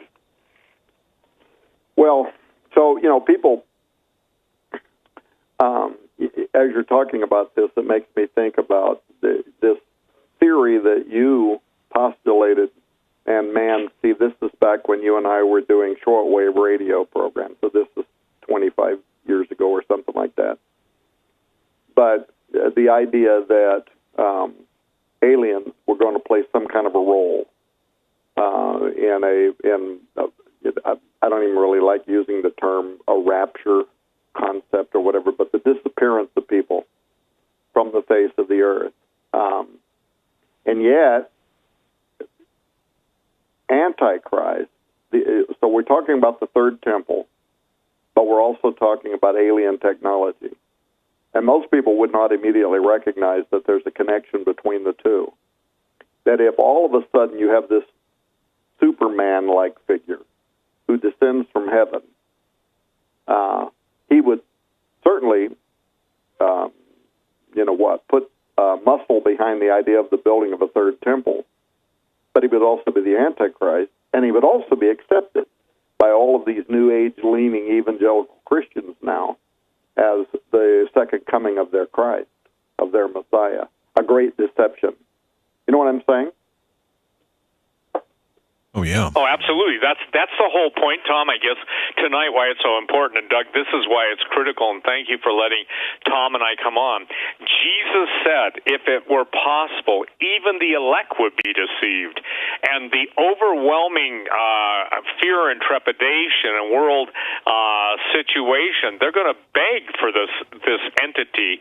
And I think that's if people leave with nothing more tonight, then, number one, they've got to get your book, because, again, ladies and gentlemen, Tom and Chris nailed it on the Vatican. Tom and Chris nailed it when they went to Mount Graham, and all of Cosmologno's lies don't undo his PDF. And so the point is, the PDF is his own Cosmologno, the head Church of Rome's astronomer. And so the amount of effort that's being made, that has been made. Tom, it's interesting. The UFO phenomenon seems to be peaking or coming to a peak or even a crescendo, consistent or concurrent, not consistent, concurrent with the antiquities coming out of the Judean desert, the caves of Qumran. And I would encourage everybody to look at the, if you will, the nature of all of it happening, because Jesus said there's nothing that's been hidden that isn't going to be revealed.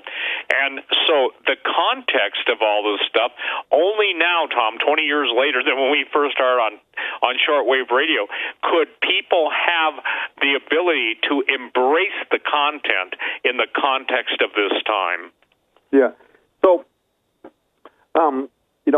there's a couple of questions that it kind of come to my mind in this discussion. One of them,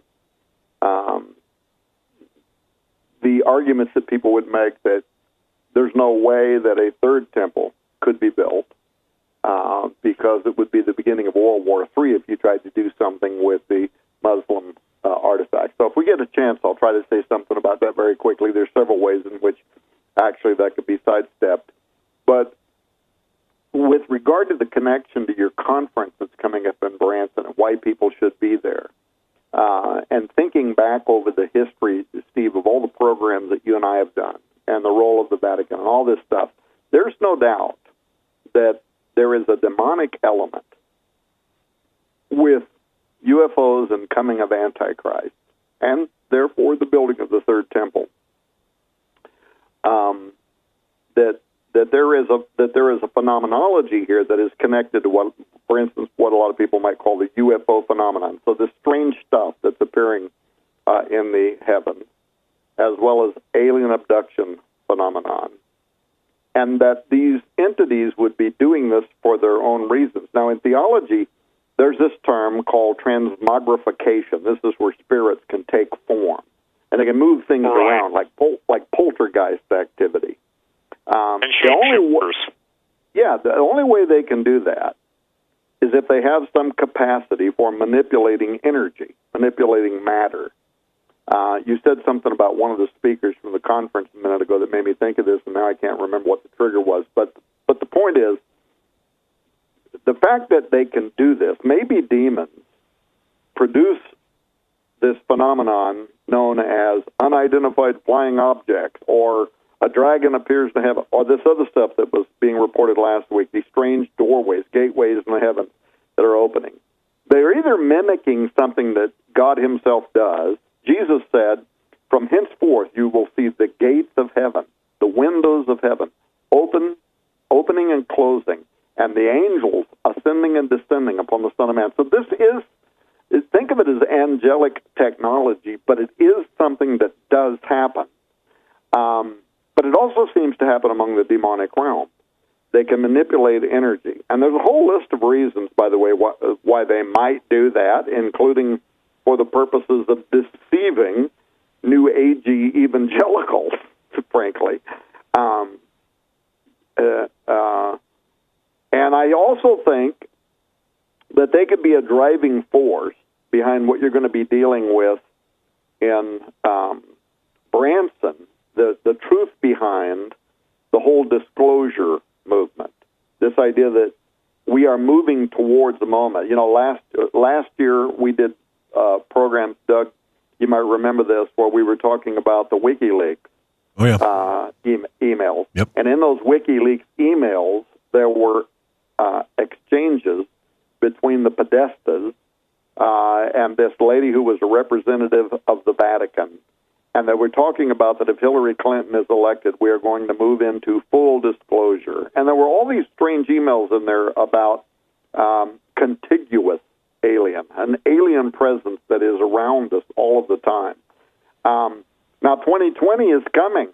Are we going to push the lever back towards an official disclosure moment? I really do believe that a lot of this is coming and that it is connected to demonology and to great deception. One of the obvious purposes might be to confuse even the field of human origin, to draw Christians and other believers away from the faith, from their faith in God as a creator. The whole transhumanist movement, which you dealt with last year at your conference, Dave. So there are some ageless questions here that I really want people to sign up to be at the Branson Conference. Steve, what's the date for the Branson Conference? This year it's September 13th through 15th. And it's in Branson, Missouri. It's at the theater there. I Mansion forget Theater. the name of it. Mansion Theater. I'm sorry, what is it, Doug? Mansion Theater. Yeah, the Mansion in Branson. Gosh, how can I forget that? I'm so enthralled, and I really am. I'm paying attention to everything Tom's saying. And the point is, ladies and gentlemen, it will sell out. And we're half sold out already, and the purpose of this, we've pulled together, and Tom, seriously, we pulled together the who's who in the world of real researchers, and I think people are going to be blown away because it's going to be beyond. In essence, it's coming at them from all angles. Certainly not just the Christian faith. Obviously, that's how you and I approach it. But there are people that are skilled researchers that obviously, come at it from a whole different way, a whole different perspective. And that if they sign up now, they get a discount coupon. And I think it's important that people recognize that, look, these conferences, and we get a lot of flack, but you know this, we do them first class, and even the production of the DVDs. I've been told that the production of the DVDs, not the production, but the dissemination of the DVDs, they've gone all over the world, and we can tell by the orders for them where they're at. I think they're in 65 nations, and people are absolutely being blown, and their minds are being blown. And, some pastors, and God bless the small pastors, they're getting with it.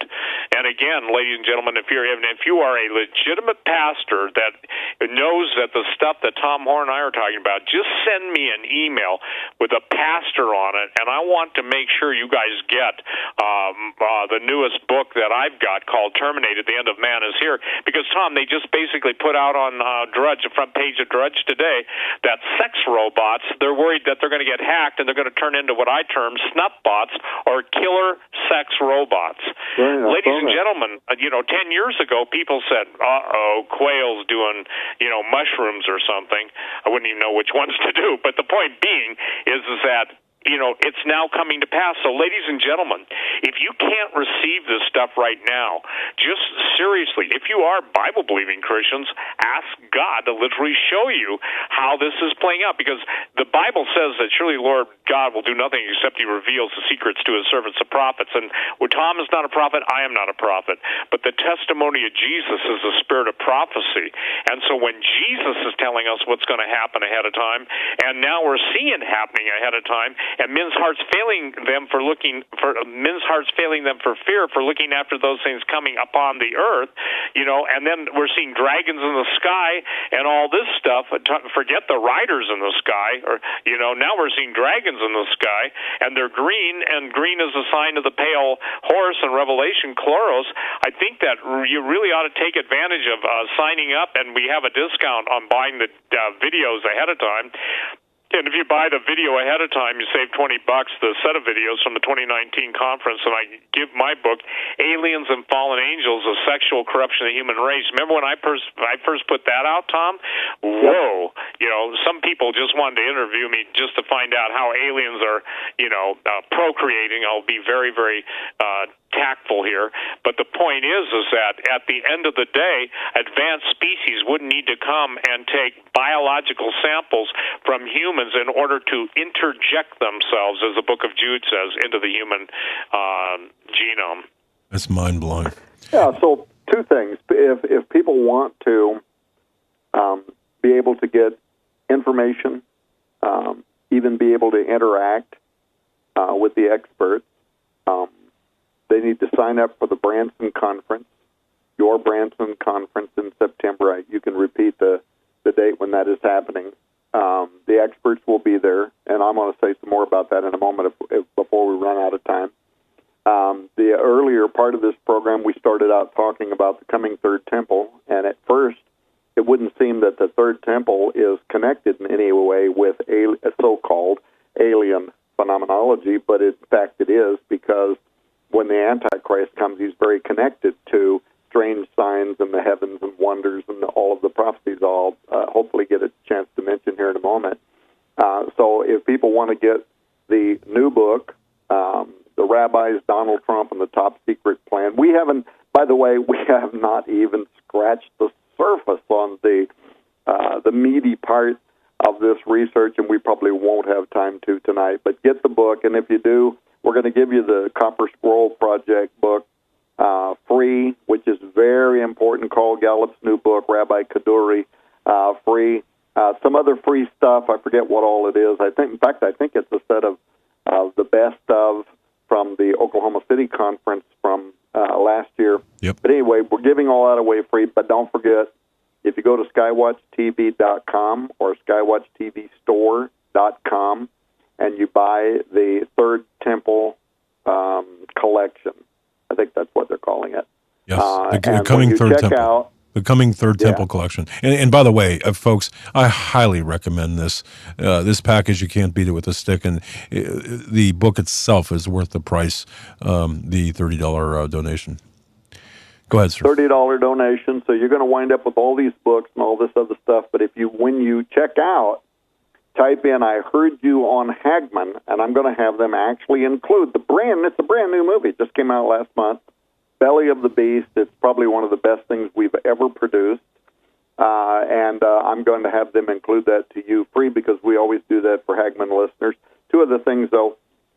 So do that. If you're interested, go to skywatchtv.com or go to skywatchtvstore.com. Click on the ad there. Say, I heard you on Hagmann. You'll get all the free stuff. But, folks, also please remember to do something for the Hagmann. Doug didn't know I was going to say anything like this, but they everything they do to bring truth, and sometimes at significant opposition from the controllers. And I appreciate Doug and Joe Hagmann so much. Everything they do to bring you the truth. If you can do something in terms of a donation towards this program, please remember to do that. And then the other thing is make sure that you sign up. Steve's conferences have sold out. Steve started these conferences 3 years ago in Branson. They've sold out every year. The Mansion Theater is a beautiful venue. It holds 3,000 people, if that tells you the strength of Steve's draw. It will sell out again this year. They have really great security, so you don't got to be worried about that. And they always have the top speakers. And this year, they're really dealing with what I would consider to be the ageless question, Steve. Where did we come from? Because that's what I saw in the most recent Pew Research statistic showing how much evangelical Christians are being drawn into the occult and into the New Age. They're really asking, where did we come from? And behind that question is, did aliens come here? Because if people believe that UFO knots, advanced extraterrestrials, were scurrying about in spaceships 6,000 years ago, and that those creatures visited Earth in ancient days, the ancient astronauts theory, right? And they tinkered with hominid DNA, apes or whatever, and they uplifted them to our current status and created Homo sapiens. If people believe that, and it appears today that a majority of religiously minded people do think there's something to that, then that obliterates portions of Judeo-Christianity, the view concerning biblical creation.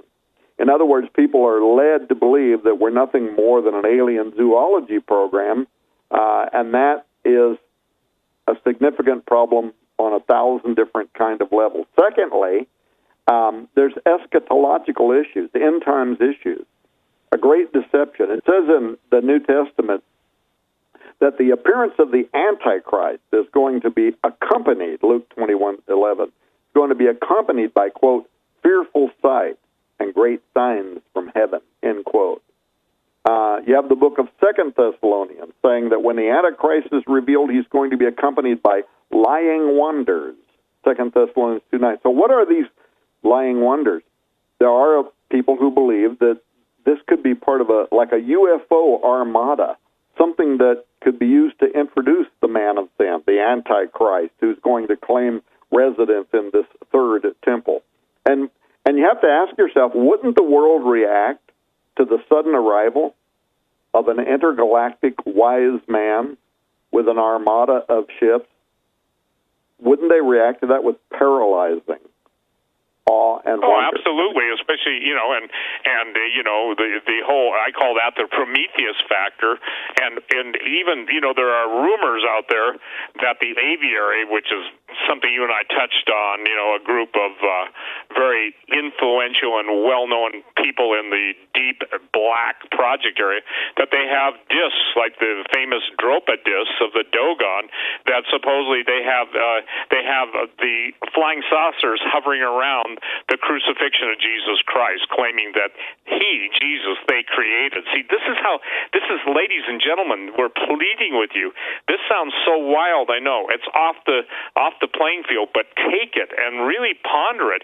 When great deception, if Jesus said it's going to be so intense in the deception that if he didn't shorten the days for the elect's sake, his followers, the believers in Jesus, as Lord and Savior, that there'd be no flesh left alive. You take transhumanism, you take the aliens, you take all this stuff, and then people say to me, Tom, I'll get emails, well, what are we supposed to do with all this stuff? What can we do about any of it? It's simple. God said he's never going to leave us or forsake us to those who call upon his name, and that he doesn't want people destroyed. If all of the secrets, here's something that people have got to answer the question for themselves. If all of the powerful entities, both earthly and preternatural, meaning evil, whether it's shape-shifting fallen angels, demons, whatever, the point is that they're working overtime, knowing their time is short, then you want to make sure that you have a context to understand this stuff so you're not blown away. And if you look at science fiction, that's what's programmed. Let's go ahead, Tom, close it out. We've got, 4 minutes? No, we got about 2 minutes left here. So. Well, 2 minutes. Okay, so you know me, I can't say anything in 2 minutes. So the bottom line is, please do something to support Hagmann Report. We depend so much, and when I say we, I mean all of us that are listening to this program. We depend so much on the dissemination of truth, of facts, of solid investigation. Look, I know Donald Trump might be the most inarticulate human that's ever lived. Okay, you're going to get mad at me for having said that.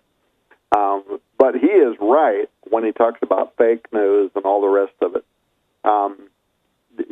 There is an effort to control the spin of information. And there are very few lighthouses right now on whom we can depend to give us the real truth and nothing but the truth, so help them God.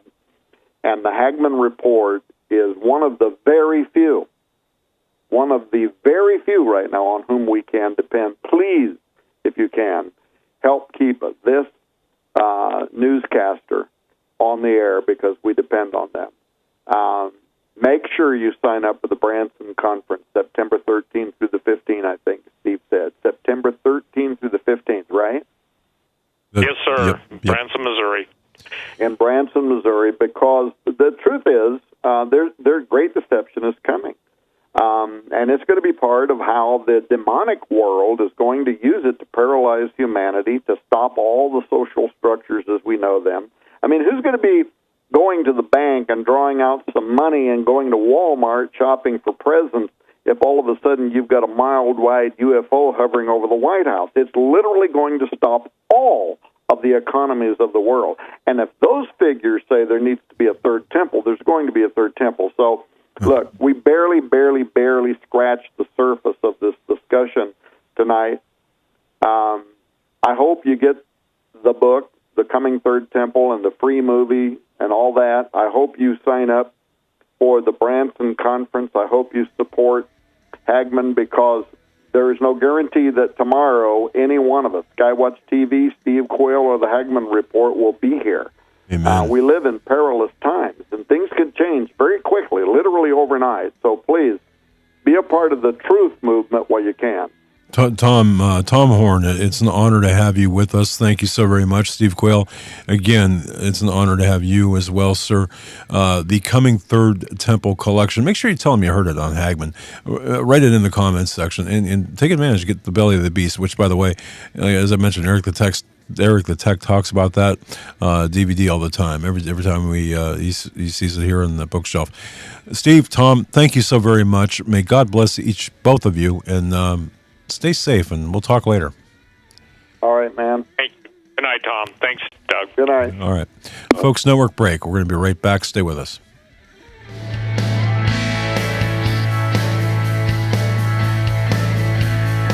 And welcome back to this hour of the Hagmann Report. If you're just tuning in just now for Stan Deyo, of course, you might see, well, wait a minute, things look a little different here. That's right, we're broadcasting from different digs. Actually, we're preparing for just a huge... a number of things, syndication, that, and some other things that'll be taking place here within the next couple of weeks. So for the time being, we're going to be relocated here in the caves of Qumran. No, just from our offices, but nonetheless, we still have the same quality programming. If you missed the last segments with Tom Horn and Steve Quayle, hey, I got to tell you, this is some pretty important stuff. I've seen the documentation that is contained in the book, The Rabbi's Donald Trump, and it's the top secret plan to build the third temple. And it's man, I'll tell you what, it's pretty solid. The investigative results are pretty solid. So here's what you need to do: go to Skywatch TV store. .com or skywatchtv.com and click on the Coming Third Temple collection. And if you mention I heard it on Hagmann, you'll get the free Belly of the Beast DVD, which again it's a quality production. So you need to get a hold of this. The whole package is for a $30 donation. So the book itself is worth that much in my view, given the work that went into that book, and I think it's pretty revolutionary. I mean, it's mind blowing.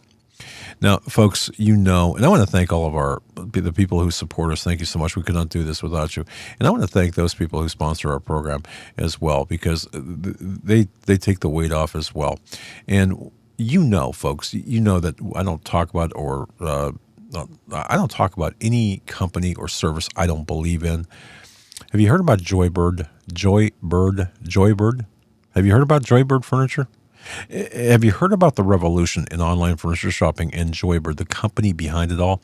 Joybird believes that you should never settle when it comes to your home furnishings. I don't, so why should you? And that you should always have the freedom to be boldly original from idea to reality. They empower you to create the space and furniture that brings you joy.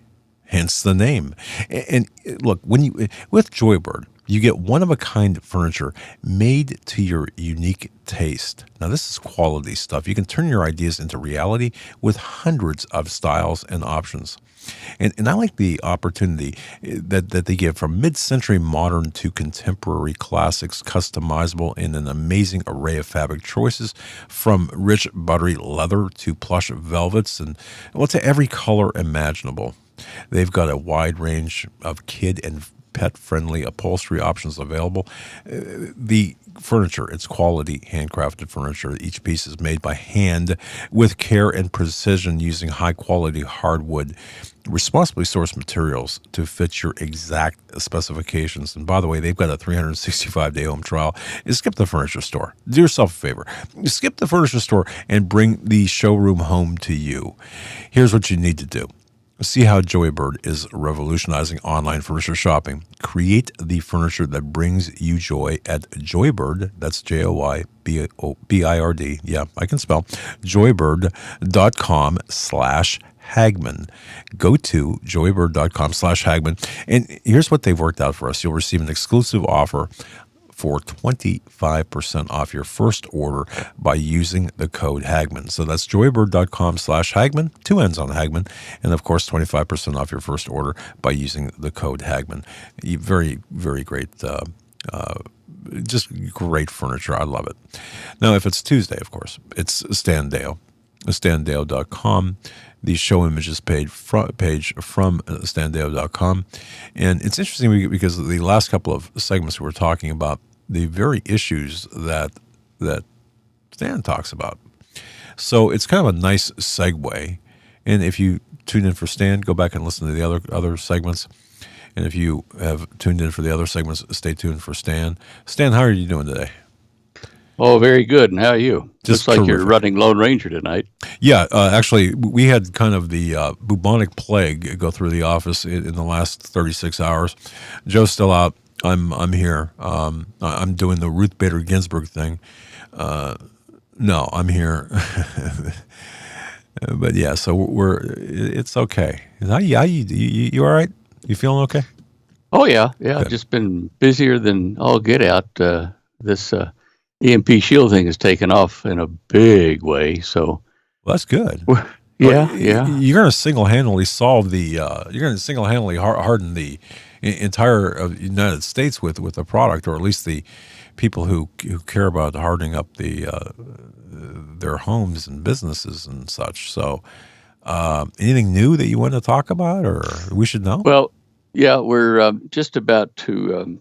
Tim's got a kind of a circular disc kind of thing. You turn it over, it's about that thick, that fits into your smart meter, and then on the outside of the house, and it's our EMP shield, but on the smart meter. And we're, I think, about 2 weeks away from the UL listing on that. And of course, it's already covered by the patents we've got out there now, but it's going to be a new kind of shield that you only have to remove 4 screws, slip it in, screw it in. Mainly, we're suggesting that the power co-ops do it for you and maybe charge you $3 or $4 or $5 a month for it. Huh. That's an economic way to do it, but we have to get the co-ops on board, which we have 1 or 2 over in Kansas. We're going to look at some here in Colorado to start the ball rolling. But when you talk about a power co-op, they may have 20,000 customers, Sure, 20,000 houses, and that'd be nice business. But setting up the assembly line for that and the 33, 34 other models is rather problematic. We're still doing things like that, but at least we got a factory and staff and things rolling out the door now. Well, set your factory up down by the border, and as they cross, just herd them in. And I'm kidding, of course, but you'd have to be.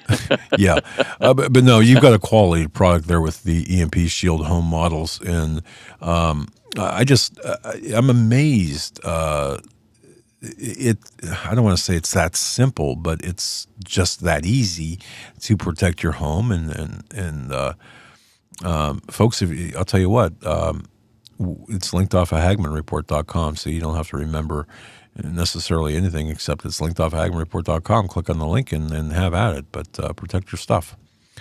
It's because you never know. Wow. So, well, look, people get excited, or some do, about the threat of nuclear war and the Koreans, North Koreans, and maybe Chinese or Russia, Pakistan, somebody hitting us with an EMP nuke. But I'm far more concerned about the sun. It can produce very long-term, like hours type EMP storms when it throws out a coronal mass ejection right at our direction. Now, this has happened, what was it, in 1853 with the Carrington event. But since then, I think in the last 2 years, we had a near miss that it caused some damage here. And then in January of last year, we had one that was not hitting us, but it was about 90 degrees around our orbit ahead of us. And had we been there at that time, it would have been worse than the Carrington event by orders of magnitude. It would have probably destroyed industrialized society all over the planet. And that's we're looking at the sun right now. It's becoming erratic in the just sudden surprise emissions from it, from these coronal holes. I've told you from probably the last 3 or 4 shows that people ought to watch the solar sunspot activity, and spaceweather.com is a pretty good place to go for that, just to see what the status of it is. Yeah, it's I've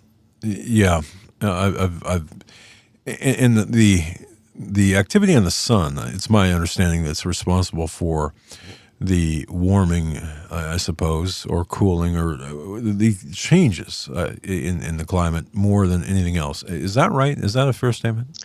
Yeah, in my opinion, it is, and probably most of the real scientists, that's what's causing most of the global warming or changes.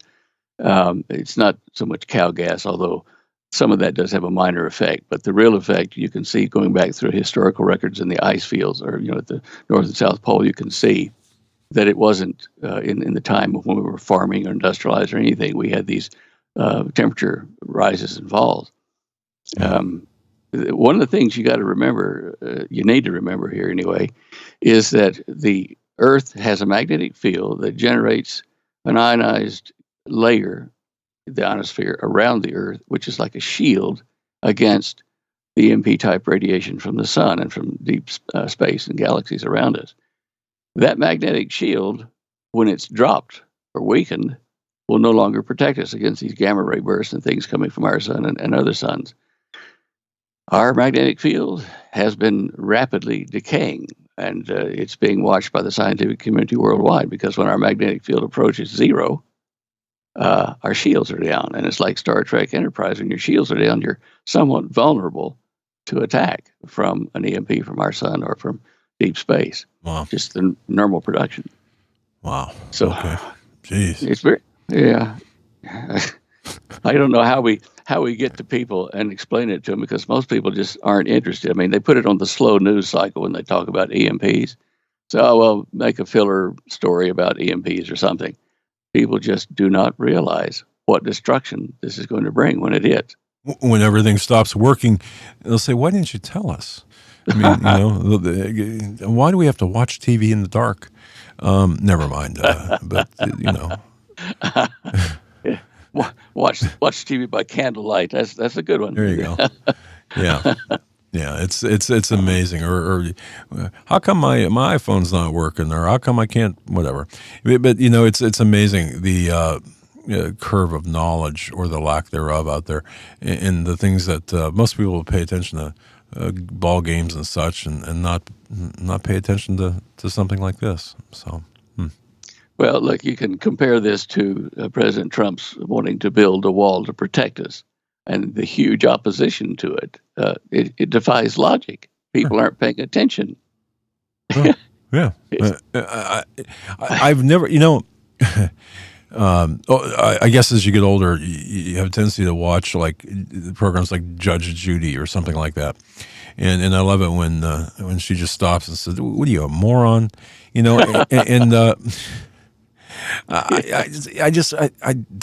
That's my new catchphrase. Are you a moron? I mean, I find myself saying that or thinking that, not necessarily saying that all the time. Not to you, of course, but to certain people. Yeah. Yeah. There are a few of them around. Too many, I think. Yeah. Yeah. It's, okay. or what's my other favorite phrase is, "What's wrong with you?" But anyway, I digress. Well, where do you want to start on today's show? Images. There's a few topics. Well, I'll tell you what, you pick. I'm looking at all of them. One is as good as you pick. I'll let you start. All right, we'll start with one that deals with Russia, slide 49. All right. Now Russia's claiming that they have successfully tested a nuclear-powered cruise missile that can fly forever, has an unlimited range, and it's impossible to shoot down. Now, it might have to stop and refuel weapons or something, unless it's got something built on board that's like an EMP generator. But when you think about a nuclear-powered cruise missile, it's not going to run out of fuel, not for a long time. Now, that can evade detection too, right? Yeah.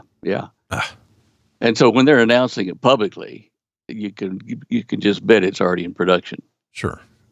Now, something like that is a real threat, especially if they can carry on that directed EMP weapons, which they would then point at a building or a base or something and shoot this large EMP pulse at it with this cruise missile, and then cruise on away after they've destroyed the electronics there, computers and everything. That's more of a targeted thing, and the output of that thing is like 200,000 volts over every square meter of the target, and that's enough to fry most things. Yeah. So this is now your EMP shield would take care of that. If something like that, the house nearby, you'd be all right, right? I think so. When normally the normal EMPs from nuclear missiles, not from a cruise missile directed thing, but the normal ones are around 50 to 60,000 volts over a square meter, and that we can compensate for with our EMP shields. When the voltage goes up, like to 200,000 volts, which is like 3 times that in a directed EMP, I'm not sure anything will stop that. Yeah, it's just so close on top of the target. But that's only on like a building or, a small area of a base. So, although that's important, but it's not a threat to worry about. Right. Okay. Yeah, I saw that the on your show emissions page, the Russian nuclear missile, a nuclear powered cruise missile. I thought, man, that's wow, how far down the line are we going? That's for sure. Yeah. Yeah. And keep going. I'm going to just turn it over to you, and I've got my own thoughts here on some other things. But go ahead. I'll leave it to you. Okay. On the sun stuff, look at slide 44. Mm-hmm. That's a telescope image of the sun, kind of in high contrast. They're monitoring what causes solar storms and coronal mass ejections now with this satellite, the LOFAR. It's a low frequency array that the European Space Agency and us share together, and it's helping us figure out the precursor events when a large coronal mass ejection or EMP type emission is going to come from the sun. The situation is, Helsinki's doing the research on this as well, but it's very important. And as I said just a few minutes ago, I think the biggest threat to us right now is a stray EMP burst from the sun itself. Now, in some cases, we would have a few minutes notice before that actually hit us. If it's the particle stream coming in to hit the Earth from the eruption on the sun, we'll have sometimes maybe 30 or 40 hours notice. But even that's not going to be enough to go out and buy your shields or to prepare your house or, put things in the cupboard that you're going to need in case the groceries can't be, trucked in anymore. So this is just another indicator of how important this is, that they would be spending all this time doing this and all the money and effort. What kind of warning would that sound like? It'd probably come over the news and whatever, and they would say, the end of the world's coming, prepare. Yeah, sure, you could hear them say that. Oh, man, yeah. Hey, go to the store now because and get your block of ice for your ice box. You're going to need it. Yeah. Okay. You couldn't, even if you realize it as a government that this was about to happen, you'd have to soft sell it somehow, because otherwise people would destroy the country, before it hits. And it's a catch-22. Really, they'd be looting big screen TVs and. Yeah. We won't be alive, but let us have that flat screen TV. Yeah. Oh yeah. Yeah, that's what you do. Oh man. I don't know. Okay. Well, very interesting on the sun, and if I can just pick one, slide 46, I believe it is, the UFO reported over Southwest England, just like 2014, serious case claims. If I can just select that, because one of the things, as we get further down the line here, we're looking at least in my view, this alien deception, and it seems to be coming along with a lot of other things kind of happening at the same time. What do you make of this? I mean, this is kind of weird. Well, it's just another thing that is proving my hypothesis that they're going to make a fake alien landing, or a real one, but it'll be run by Satan. It will be convincing. The number of alien life forms will be convincing, and it's a deception so incredible that people will fall for it. And if you think that they would fall for that, or they wouldn't fall for it because they'd see through it, think about all the people that don't want to build a wall. They don't see the logic of it. Or how many people don't want to, prepare for an EMP? Oh, well, it's not important. This deception will be easy because of all the TV shows and movies that have come before since about 1950 about aliens and flying saucers and different scenarios, some happy times, some not so happy for us. But all of this is focusing on detecting, the disclosure of flying saucers. Now, I haven't finished. I've got a lot of work to do and trying to squeeze in the time. I've got tax things I got to report on, all that kind of junk in the next few weeks. But I have the unpublished video interview I did for Dr. Greer's disclosure project. Oh. He never released it. I was filmed in a house just down the street from NORAD when Holly and I came over for a visit from Australia. So since they didn't use it, I've taken it. I'm going to start clipping small excerpts from it, as a series to show people, to tell people and show them what I was involved in and where this is going. And understand that my book, The Cosmic Conspiracy, was given the thumbs up, endorsement from former Secretary of Defense Jim Schlesinger, because they had it in the White House, they had it in his department there, the Department of Defense, because I had figured out what the game plan was. And even though they won't come out and say it publicly, the game plan was Alternative 3, to fool the people of Earth into a temporary global government long enough for them to see that it would work. And that's what The Cosmic Conspiracy tells about. Sadly, I'm out of print on that at the moment. I'll have to print up some more here shortly. But at the tail end of that book, which was first written, the first 200 pages in 1978, and I've left those first 200 pages intact, even though it shows some things that I think, well, I guessed wrong on that. It's still intact, plus several appendices I put in with news updates. And one of those is a discussion of the satanic deception and how it's going to fool a lot of people. Silly people, but it's going to fool them. Morons, you might say. There you go. It's a cookbook. All right.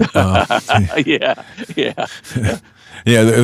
Was that Outer Limits or no? That was the Twilight Zone. And Twilight Zone. Yeah, I don't recall the. I'll get 100 emails now telling me the name of the episode, but yeah, it's To Serve Man. Prepare Man or To Serve Man. To Serve Man. Yeah. Wow. Well, and next to that, 47, if I can just direct you there, the Muslims who are slamming Mohammed bin Salman for walking over the roof of Mecca's Kaaba. Yeah. One of the things we were talking about is the building of the third temple, and we've talked about this before, and about how there's this push to do that. And there's this perhaps a Saudi component that's involved in the, what would you call it, a peace, I hesitate to use the word treaty, but I'll use the word treaty, I guess, a multifaceted peace treaty. Yeah. So, yeah. Yeah, well, one of the things that kind of caught my attention on here was the fact that he kind of broke an Islamic tradition of not walking or touching, on the Kaaba. You don't walk on the temple of God, for instance, even barefoot. I mean, you're not supposed to desecrate it that way. So he feels comfortable enough in his power, not only in Saudi Arabia, but worldwide in the Muslim community, to walk over the top of their holiest place out there and say, oh yeah, this looks good. We're going to expand this area here and put a little tourism center in here. He's confident enough in that, which to me strikes of, an antichrist who thinks his stuff doesn't stink, man. He just cool. Wow.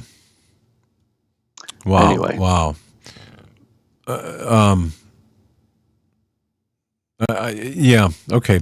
I was looking at it from a different perspective, but I see. Okay. So yeah, you don't do that, and he did, and. You think he's going to be involved in the third temple construction? I don't know. The more I look at this, the more complex it seems. It seems like it's pretty straightforward, and then you look at it a little bit differently, and then I don't know. But I do think whatever is taking place very quickly behind the scenes, and he could be. I know, who knows? He could be behind the scenes.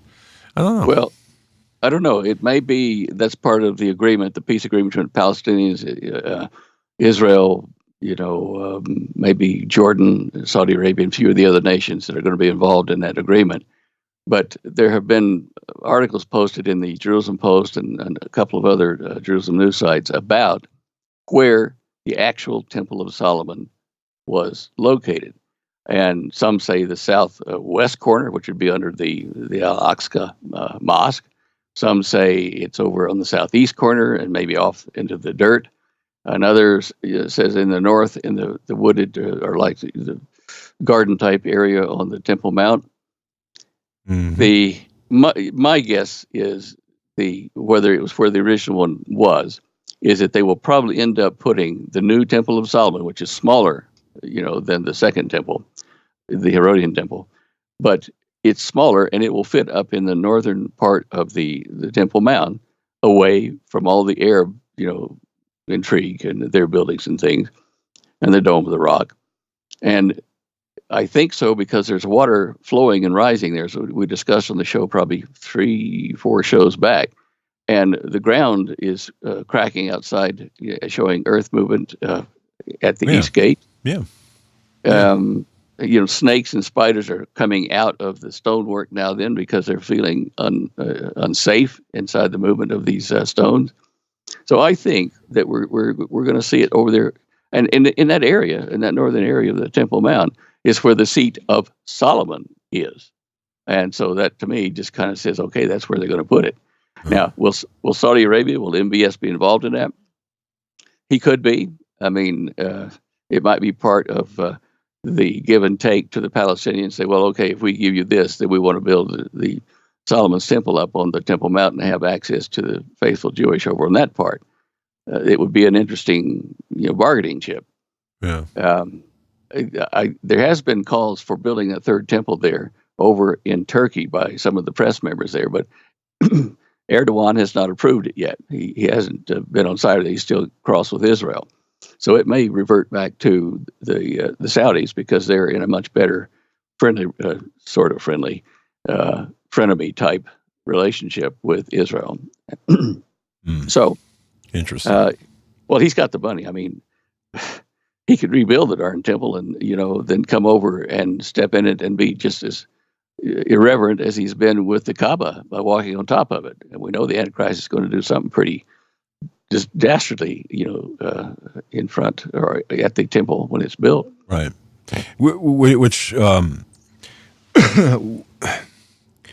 Which concerns me, obviously, because the push to have the temple built by Christians are some of these.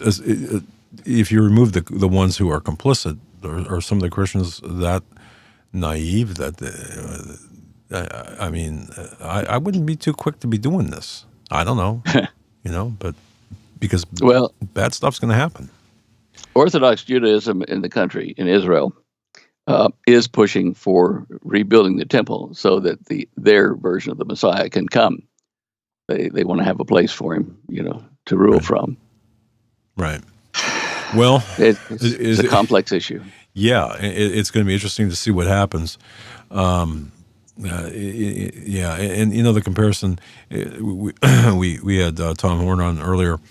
The comparison to between Donald Trump and King Cyrus, the coin, and all this stuff kind of falling into place. And then, of course, when you take that with your show images page, including the stuff with the sun, I'm thinking, man, signs in the sky, and then you got Russia going over there and doing this thing with a missile, and okay.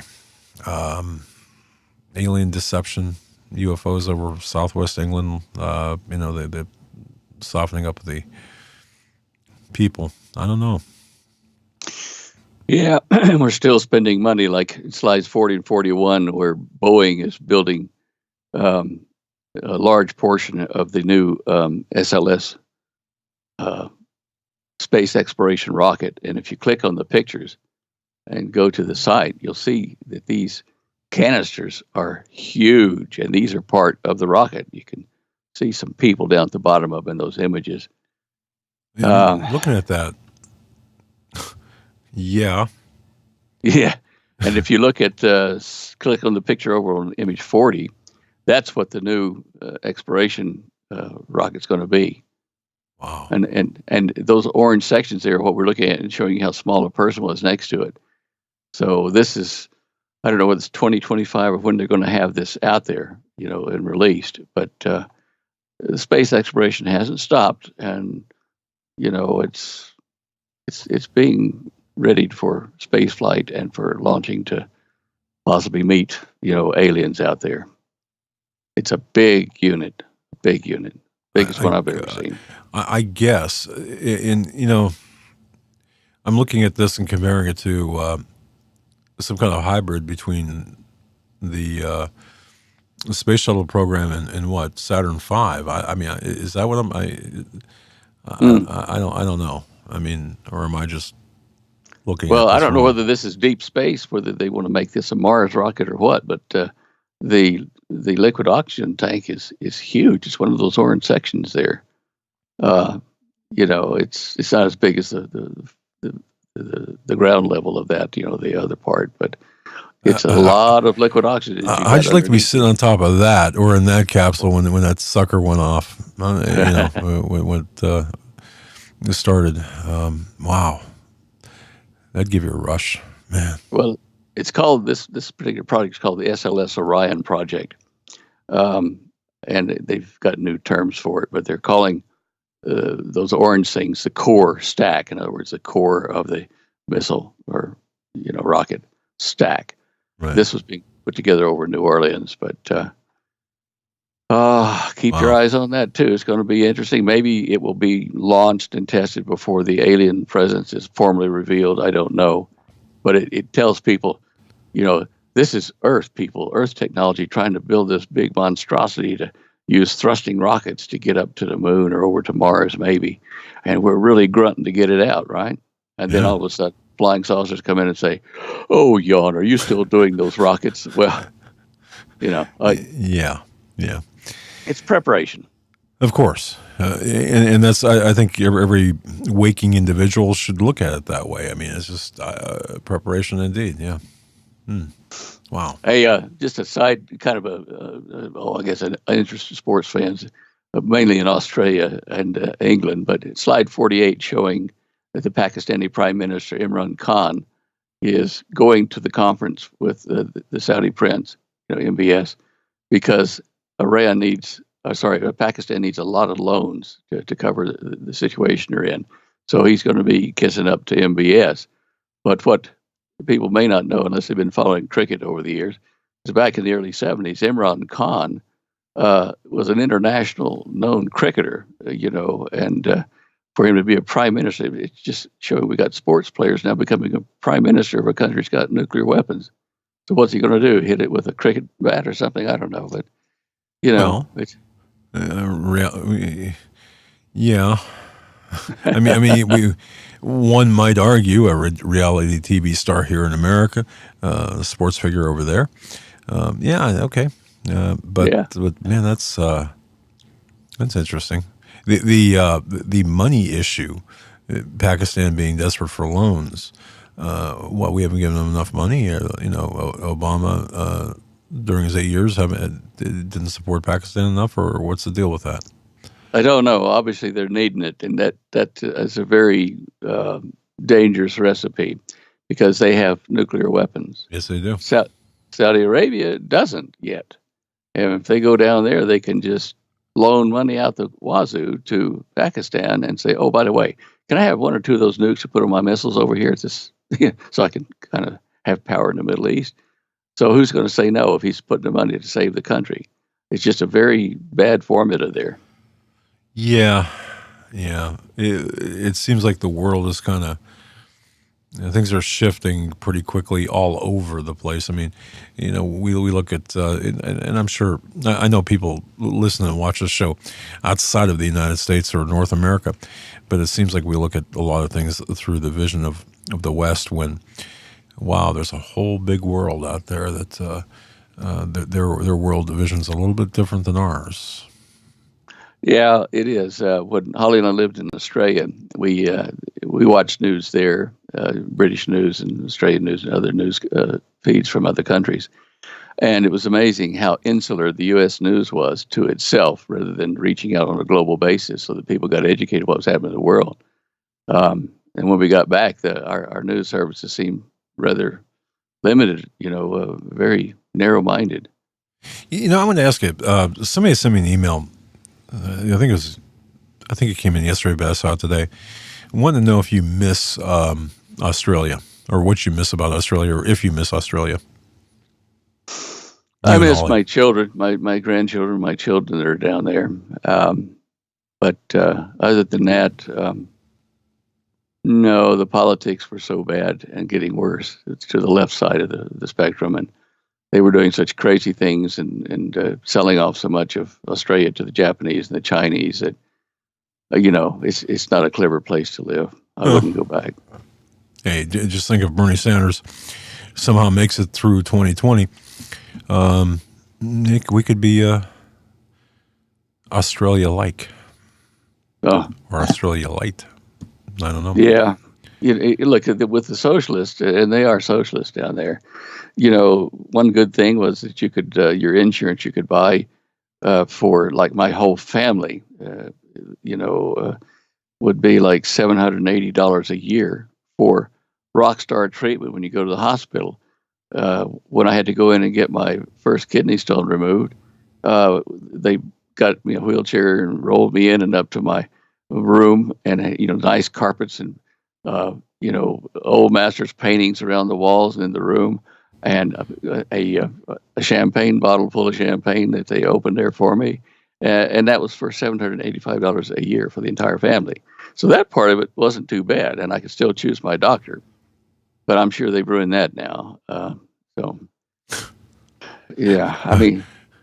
First time I thought of saying, hey, give me a kidney stone. A kidney stone cocktail, there you go. Yeah, wow, man, that's. But it was just amazing what service I got, and there wasn't a waiting line or anything like that. But as it progresses with the socialist Medicare system type thing there's going to be long queues, and you're not going to be able to choose your doctor. In fact, it may already be that way soon if it's not already. I mean, you start running on the money and other people's money, and that's what happens. There's another social problem down there that's kind of hard to miss once you get down there. If you're reasonably clever or successful in business, you have to run with your own crowd at your own intellectual and income level, because if you try to mix with the common guys at the pub and just be a guy, if you show them up that you are brighter than they are or richer than they are, you're ostracized. It's the tall poppy syndrome. They don't want to be around you because you're one of those people, And they treat women badly. I mean, Holly, boy, Holly, the red roots in her Irish hair kind of caught flame down there one day. We were going into our local bank there, which is the joint account. We both signatures on it. And we stopped in the middle of the mall there and said, oh, look, we need to go over to the bank and get some money and buy some of these things at this show. And so we went over, and she went up to the counter and said, look, could we have a change for this $100 bill? So she hands it over to him. They come back with the change and move her out of the way and give me the change because I'm the bloke. Now, wow. You think it's isolated, but it's not. Women are kind of second-rate citizens. So American women would not put up with that. Wow. It's just the pressure of various things in the society, and it's not without its problems. No. The overregulation. I mean, before we left our farm, we were getting letters from the Water Conservation Board there in Victoria, and I had dug a dam, about 100,000 gallon dam for livestock and for us. And it was up in the northern part of the property. And, we interrupted the flow of rainwater, if there ever was any, from that part of the property down to our neighbor's property down south of us. And so they said, oh, gee, you've put a blockage or, an impediment to the free flow of water. This can't be done. I mean, you're going to have to do something different because you're interrupting the flow. And then they said, oh, look, we're also going to be putting in water meters on your rain tanks, for which you get your water to drink from, so that we measure how much water you get from the sky, and we'll charge you if you go over a certain amount. So it's not good. Man. And Americans down there, they think of Americans as rich, good marks for tourism to get money out of them. That we're going back to the World War II stuff, that we're oversexed, and that we're over there still. They really don't want us over there. They want our money. They want to come visit Disneyland. But there's this difference in the Australian mindset and ours. So that if we were there during a crisis where America fell and we were over there, you can bet your bottom dollar that the local Aussies would come and, take your property and stuff, because without Uncle Sam behind you, you're just fair game, and that greed would come out. So I'm not happy about it. No. Well, that answers the emailer's question. If you missed Australia, and I guess there's a difference between missing the time and the place as opposed to the system of government and some of the people. So, okay. Well, look, I wouldn't miss, some of the Aborigines I met. They were very good people. Some of the farmers up in the Northwest, they were real people. They were out of the city. And there are some beautiful scenes there. In the East Coast, you have mountains and snow. You got some beautiful mountains up in Queensland, that area. But you have to live in the culture there, and that's what's the hard part of it. Yeah, absolutely. Well, I did one last thing here from my end. Your slide 46 or 45, I guess it is. I did break my brain earlier today. I don't know what. Seriously, folks, if you go and stay on the show images page, slide 45 is an optical illusion.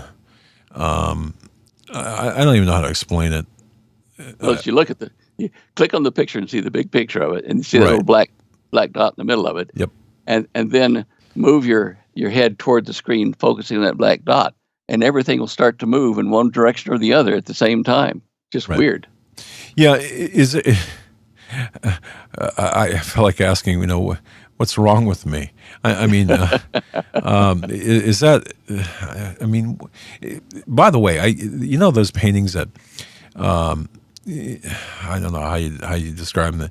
It's kind of like a painting within a painting, and you have to stare at it long enough. You can say, "Oh, well, there's the horse, in the tree next to the boat, whatever." I don't know, but it's I know those kinds. Man, I could never, and I could never. I don't care. I could stare at them for 2 days, and I couldn't see this.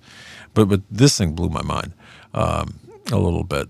Is there a reason for it? I mean, is there a Oh, it was just some experiments they're doing with animals, and now with us, with monkeys and things, to see how our brain reacts to that. And our brain is running about 15 thousandths of a second behind the visual image, and I'm still not. I can't kind of wrap my mind around why that makes those appear to move, unless it's because as you move in position 1 and then position 2, a fraction of a second later, that the brain hasn't caught up with the fact that it's a new image, and it makes the things appear to be in another place, which gives the illusion of motion. And then changing direction. That's got me puzzled. I don't know why that would. In fact, let's see. The orange ones tend to go clockwise. The blue.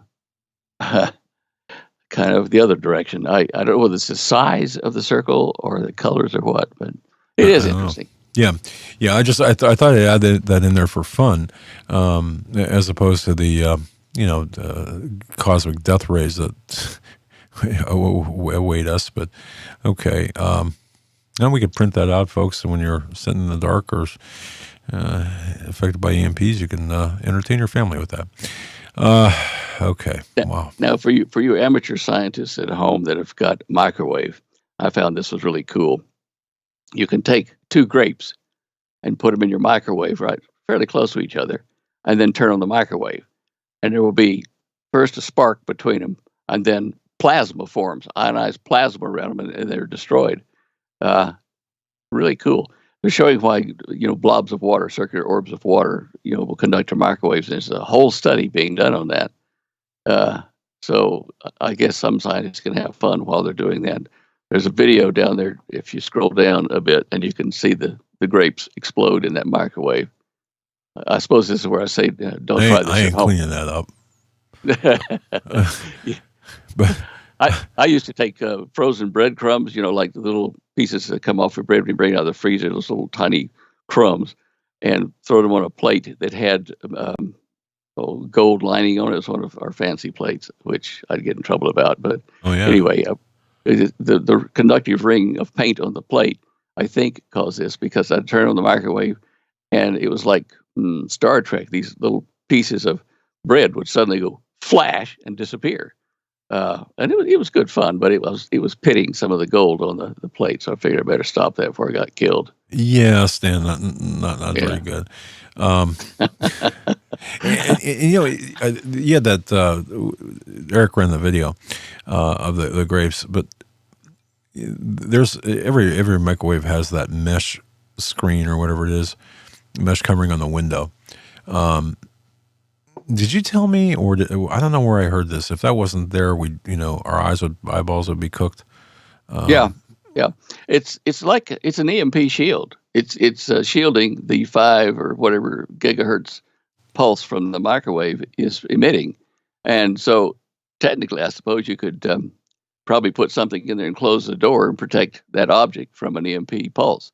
But that's what it's doing. It's shielding you and your body from the microwave that cooks things, and those little holes in the screen are small enough that they're less than the wavelengths of the gigahertz type radiation coming, so that the wave can't get through it, and it's reflected, but you can still see through it.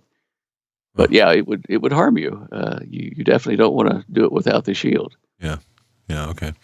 Yeah. It made me think when I saw the grapes explode. I thought, okay, yeah, it's there for a reason. But okay, wow. All right. On slide 50, you can download that EMP there. Yep. It's just a 1.5 page thing from Jill Brown. I found it to be a very interesting prayer and things to pray for our nation and our leaders in our country. And everybody could use this in their prayer groups and follow it to I think, good advantage. So just have a look at that in your time. Download the image. Thanks for putting it up, because, we need that. Very specific, very pointed, very mission-oriented. Yeah. Well, there's so many people falling by the wayside that we need to refocus the Christian community and say, look, here's what you can do. We can do it together. It's a very important prayer to keep the falling away from happening too much. I forget what the percentage is, but it's a large percentage of people today in the Christian community that don't believe in proselytizing, getting out there and witnessing to people. They say, oh, you shouldn't do that. Yeah. What should we be doing? If we don't do that, what are we going to do? Isn't that our responsibility? Or you would think so. I guess you would think so. Wow. But people kind of forget the power of prayer, or don't believe in it, or something in the church. And we need everything we can get, all guns firing, because it's getting so bad by the day, maybe by the hour, with the left all over the world ganging up on us that they're going to put wanted posters up about us soon. Well, yeah, and sadly, I think that's coming. I think that the assault on the Christians and Judeo-Christians and Jews, and when I look at what's taking place, I'm very concerned. And of course, we're seeing conservatives, politically conservatives, their payment gateways being taken down, banks refusing to deal with the conservatives because of their ideology in certain cases. I just... Sorry, are you there? Yeah, I'm here. Okay, sorry. Sorry. I hit the wrong button. Hit the mute on this video. You did that again. Yeah, no, I look at the assaults on our Christian values and our Christian ideology, closely tied to the conservative values. And I see, they're taking away our payment gateways. They're taking away our even our ability to do commerce at the banks. My goodness. I don't know, and yet people are fine with this, just like they're fine with giving away their Fourth Amendment rights. They're fine. It's okay. I got nothing to hide. Okay. As I say, what's wrong with you? But can't they see what's coming? And I think it's kind of neat, because I was before the show, I was looking kind of at your show me just a page, going through, and it's nicely put together and kind of connects the larger scene. It covers the waterfront as to the various issues that are important, and do a nice job. Thank you, sir. And let's look at slide 51, I think it is. Yes, 51. Okay. About that carbon engineering with CO2 into fuel. They can take CO2 out of the air for less than $100 a ton. They can turn that into a carbon neutral type fuel for your car. And, they say the range is $94 to $234 per ton of CO2 captured. But if you take CO2, which is one of the problem gases, the greenhouse gases, take it out of the air and turn it into fuel that doesn't leave a carbon footprint, even at $100 a ton, that's a really, great invention. And it's still being evaluated. They haven't completely, passed everybody's arguments. But what would be the point of that, though? I'm kind of confused. I mean, wouldn't plants get mad at us? Note the humor there, of course. Yes. Well, actually, it's good that they can pull the CO2 out of the air and reduce the heating from the CO2 gas from sunlight and various other things. But I thought it was really a great idea. One thing, though, that does happen, no matter what kind of fuel they've got, it's releasing heat into the atmosphere from the combustion of it. And it's the heat that we worry about.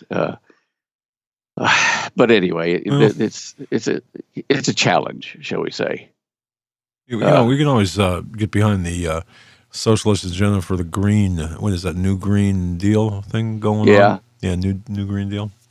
Yeah. That way we can have all the fossil fuel gone by 2020 or whatever it is, whenever they say 2030 or whatever, and we can just drive our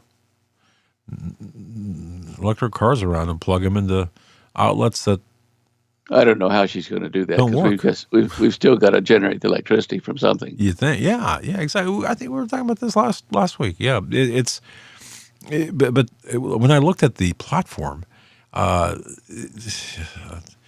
again, what's wrong with people? But okay, it sounds good. Who wouldn't want to?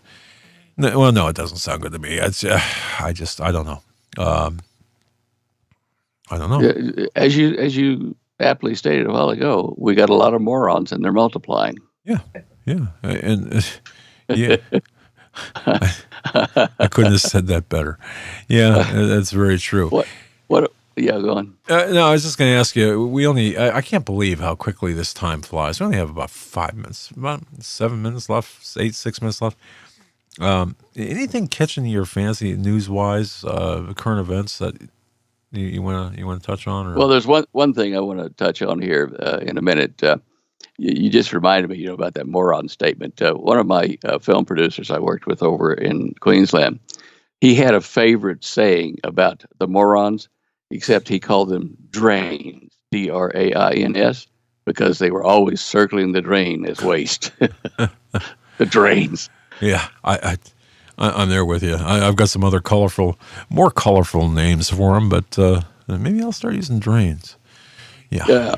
All right. Now here, slide 42. We've talked about this once before about how my dad worked undercover after the close of World War II, and that was the start, of him realizing that there was deep state internationally. So when he came back to the States, he very quickly started researching the Illuminati, the history of it, political parties, people that were teaching in biblical classes and things to train our preachers and stuff like that, and how they were left leaning, and how many Russian communists, fifth columnists were in the country and being brought into positions in politics, and he did a lot of work. He and his brothers, George and Jack, did a huge amount of work trying to educate the people, nationally first, but then off the continent into other countries with books. And it was frustrating to see him as he got older, just saying, "Look, I'm doing everything I can to point out the problem to people, and they don't want to know. They do not want to know that we're being taken over." Um, and I often think of Dad and think that if he could be alive today and see what's happening, he'd be sitting up there in his rocking chair saying, "Yep, I told you so. Yep." What It's did falling he? apart. He died in '06, right? Yeah. 2000. Okay. Well, yeah. Actually, it's on the page right here. What did he think of 9/11? I don't know if I ever asked you that question. You know, I don't know that we got into the details of that. He was, well, Dad had no love lost for the Bush family in Texas. No loss of love for them. Understandable. Yeah. For a number of reasons. He even wrote an article about who's behind the Bush. Meaning, yeah, it was a good title. But with him being president at the time, the Bush president, Dad, I'm sure, had his suspicions about why this was allowed, especially when it came out about the Saudis being involved. He probably gritted his teeth a lot and threw things at the TV. I don't know for sure, but yeah. Well, he's definitely a hero, and I love the photographic tribute to him, and of course the text as well. But the quite the photographs, and thanks for doing that. I'm sure your dad would be more than proud. That's just. Well, I'm the last of the line, in our family doing, trying to wake up people about the threats around us, about the deep state. And of course, they're involved in the fake alien landing. Yep. And so I would hope that my dad can see me from somewhere and say, "Yeah, okay, boy, go." You keep the fight going. Well, I mean, he was behind you when you were with on Art Bell and Coast to Coast, and Yeah. so he got a good taste of your ambition and grit to carry on the tradition, I guess, right?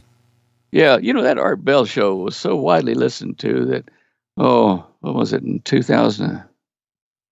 Was it 2000? I'm trying to figure out when the last time I went over there by myself was. Might have been in 96, 97.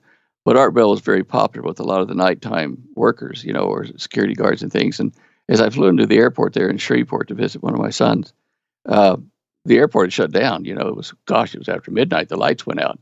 And so there was one guy from NASA, I think, and myself there. And we were the only two getting baggage out of the baggage claim. And so I was looking out the window to see if I could get a taxi.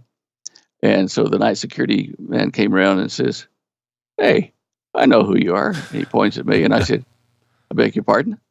He says, "Yeah, I know the voice. You're on Art Bell show." So it does penetrate people out there. It's just they hear your voice even, and they can understand or remember what you're talking about. I actually got out of a speeding ticket that way. How? By someone recognizing me being on Coast to Coast. And so I know who you are. And I said, yeah, well, yeah, okay.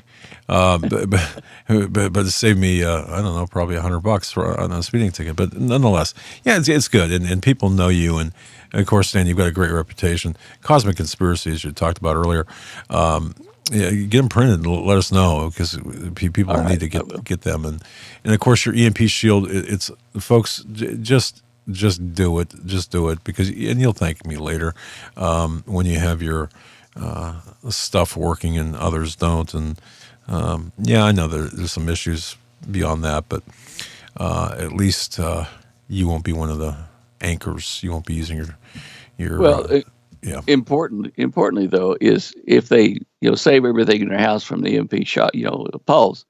If they don't have auxiliary power, they're going to have to wait until power is restored, or somebody, trades them for the stuff that does work in their house. Right. Yeah. So people that have solar power, wind power, any kind of backup power, diesel and gas and things like that, you need to protect those generators from the EMP pulse, or you're not going to have power anyway. That's right. I'm designing a system now for a doctor over in Alabama, and that's an issue that we're working out, because he's got a very complex hookup in his house. But you need to protect your auxiliary power, your backup power, with the shield. Fantastic. Fantastic product. EMP Shield home models on your screen right there. Go to standale.com. Of course, the link is there. Mention Hagman. You heard it on Hagman. And hey, we get credit for it, so why not? Stan, thank you. We're at the absolute end of the program. I want to thank you for spending your time with me today, riding out the last hour. Sans Joe, who's still kind of suffering from the bubonic plague or whatever. But he'll be back tomorrow. I'll put him up again, and make him come. But thanks. Well, millions of people have been having that flu, so I know. He's not alone. All right. Well, yeah. I mean, I tell you what. Yesterday, you could have hit me on the head, and I wouldn't have cared. So, all right, brother. Really? Yeah. Okay. Take care. Lord bless you. Good night. And Louis Frost tonight. God bless, folks.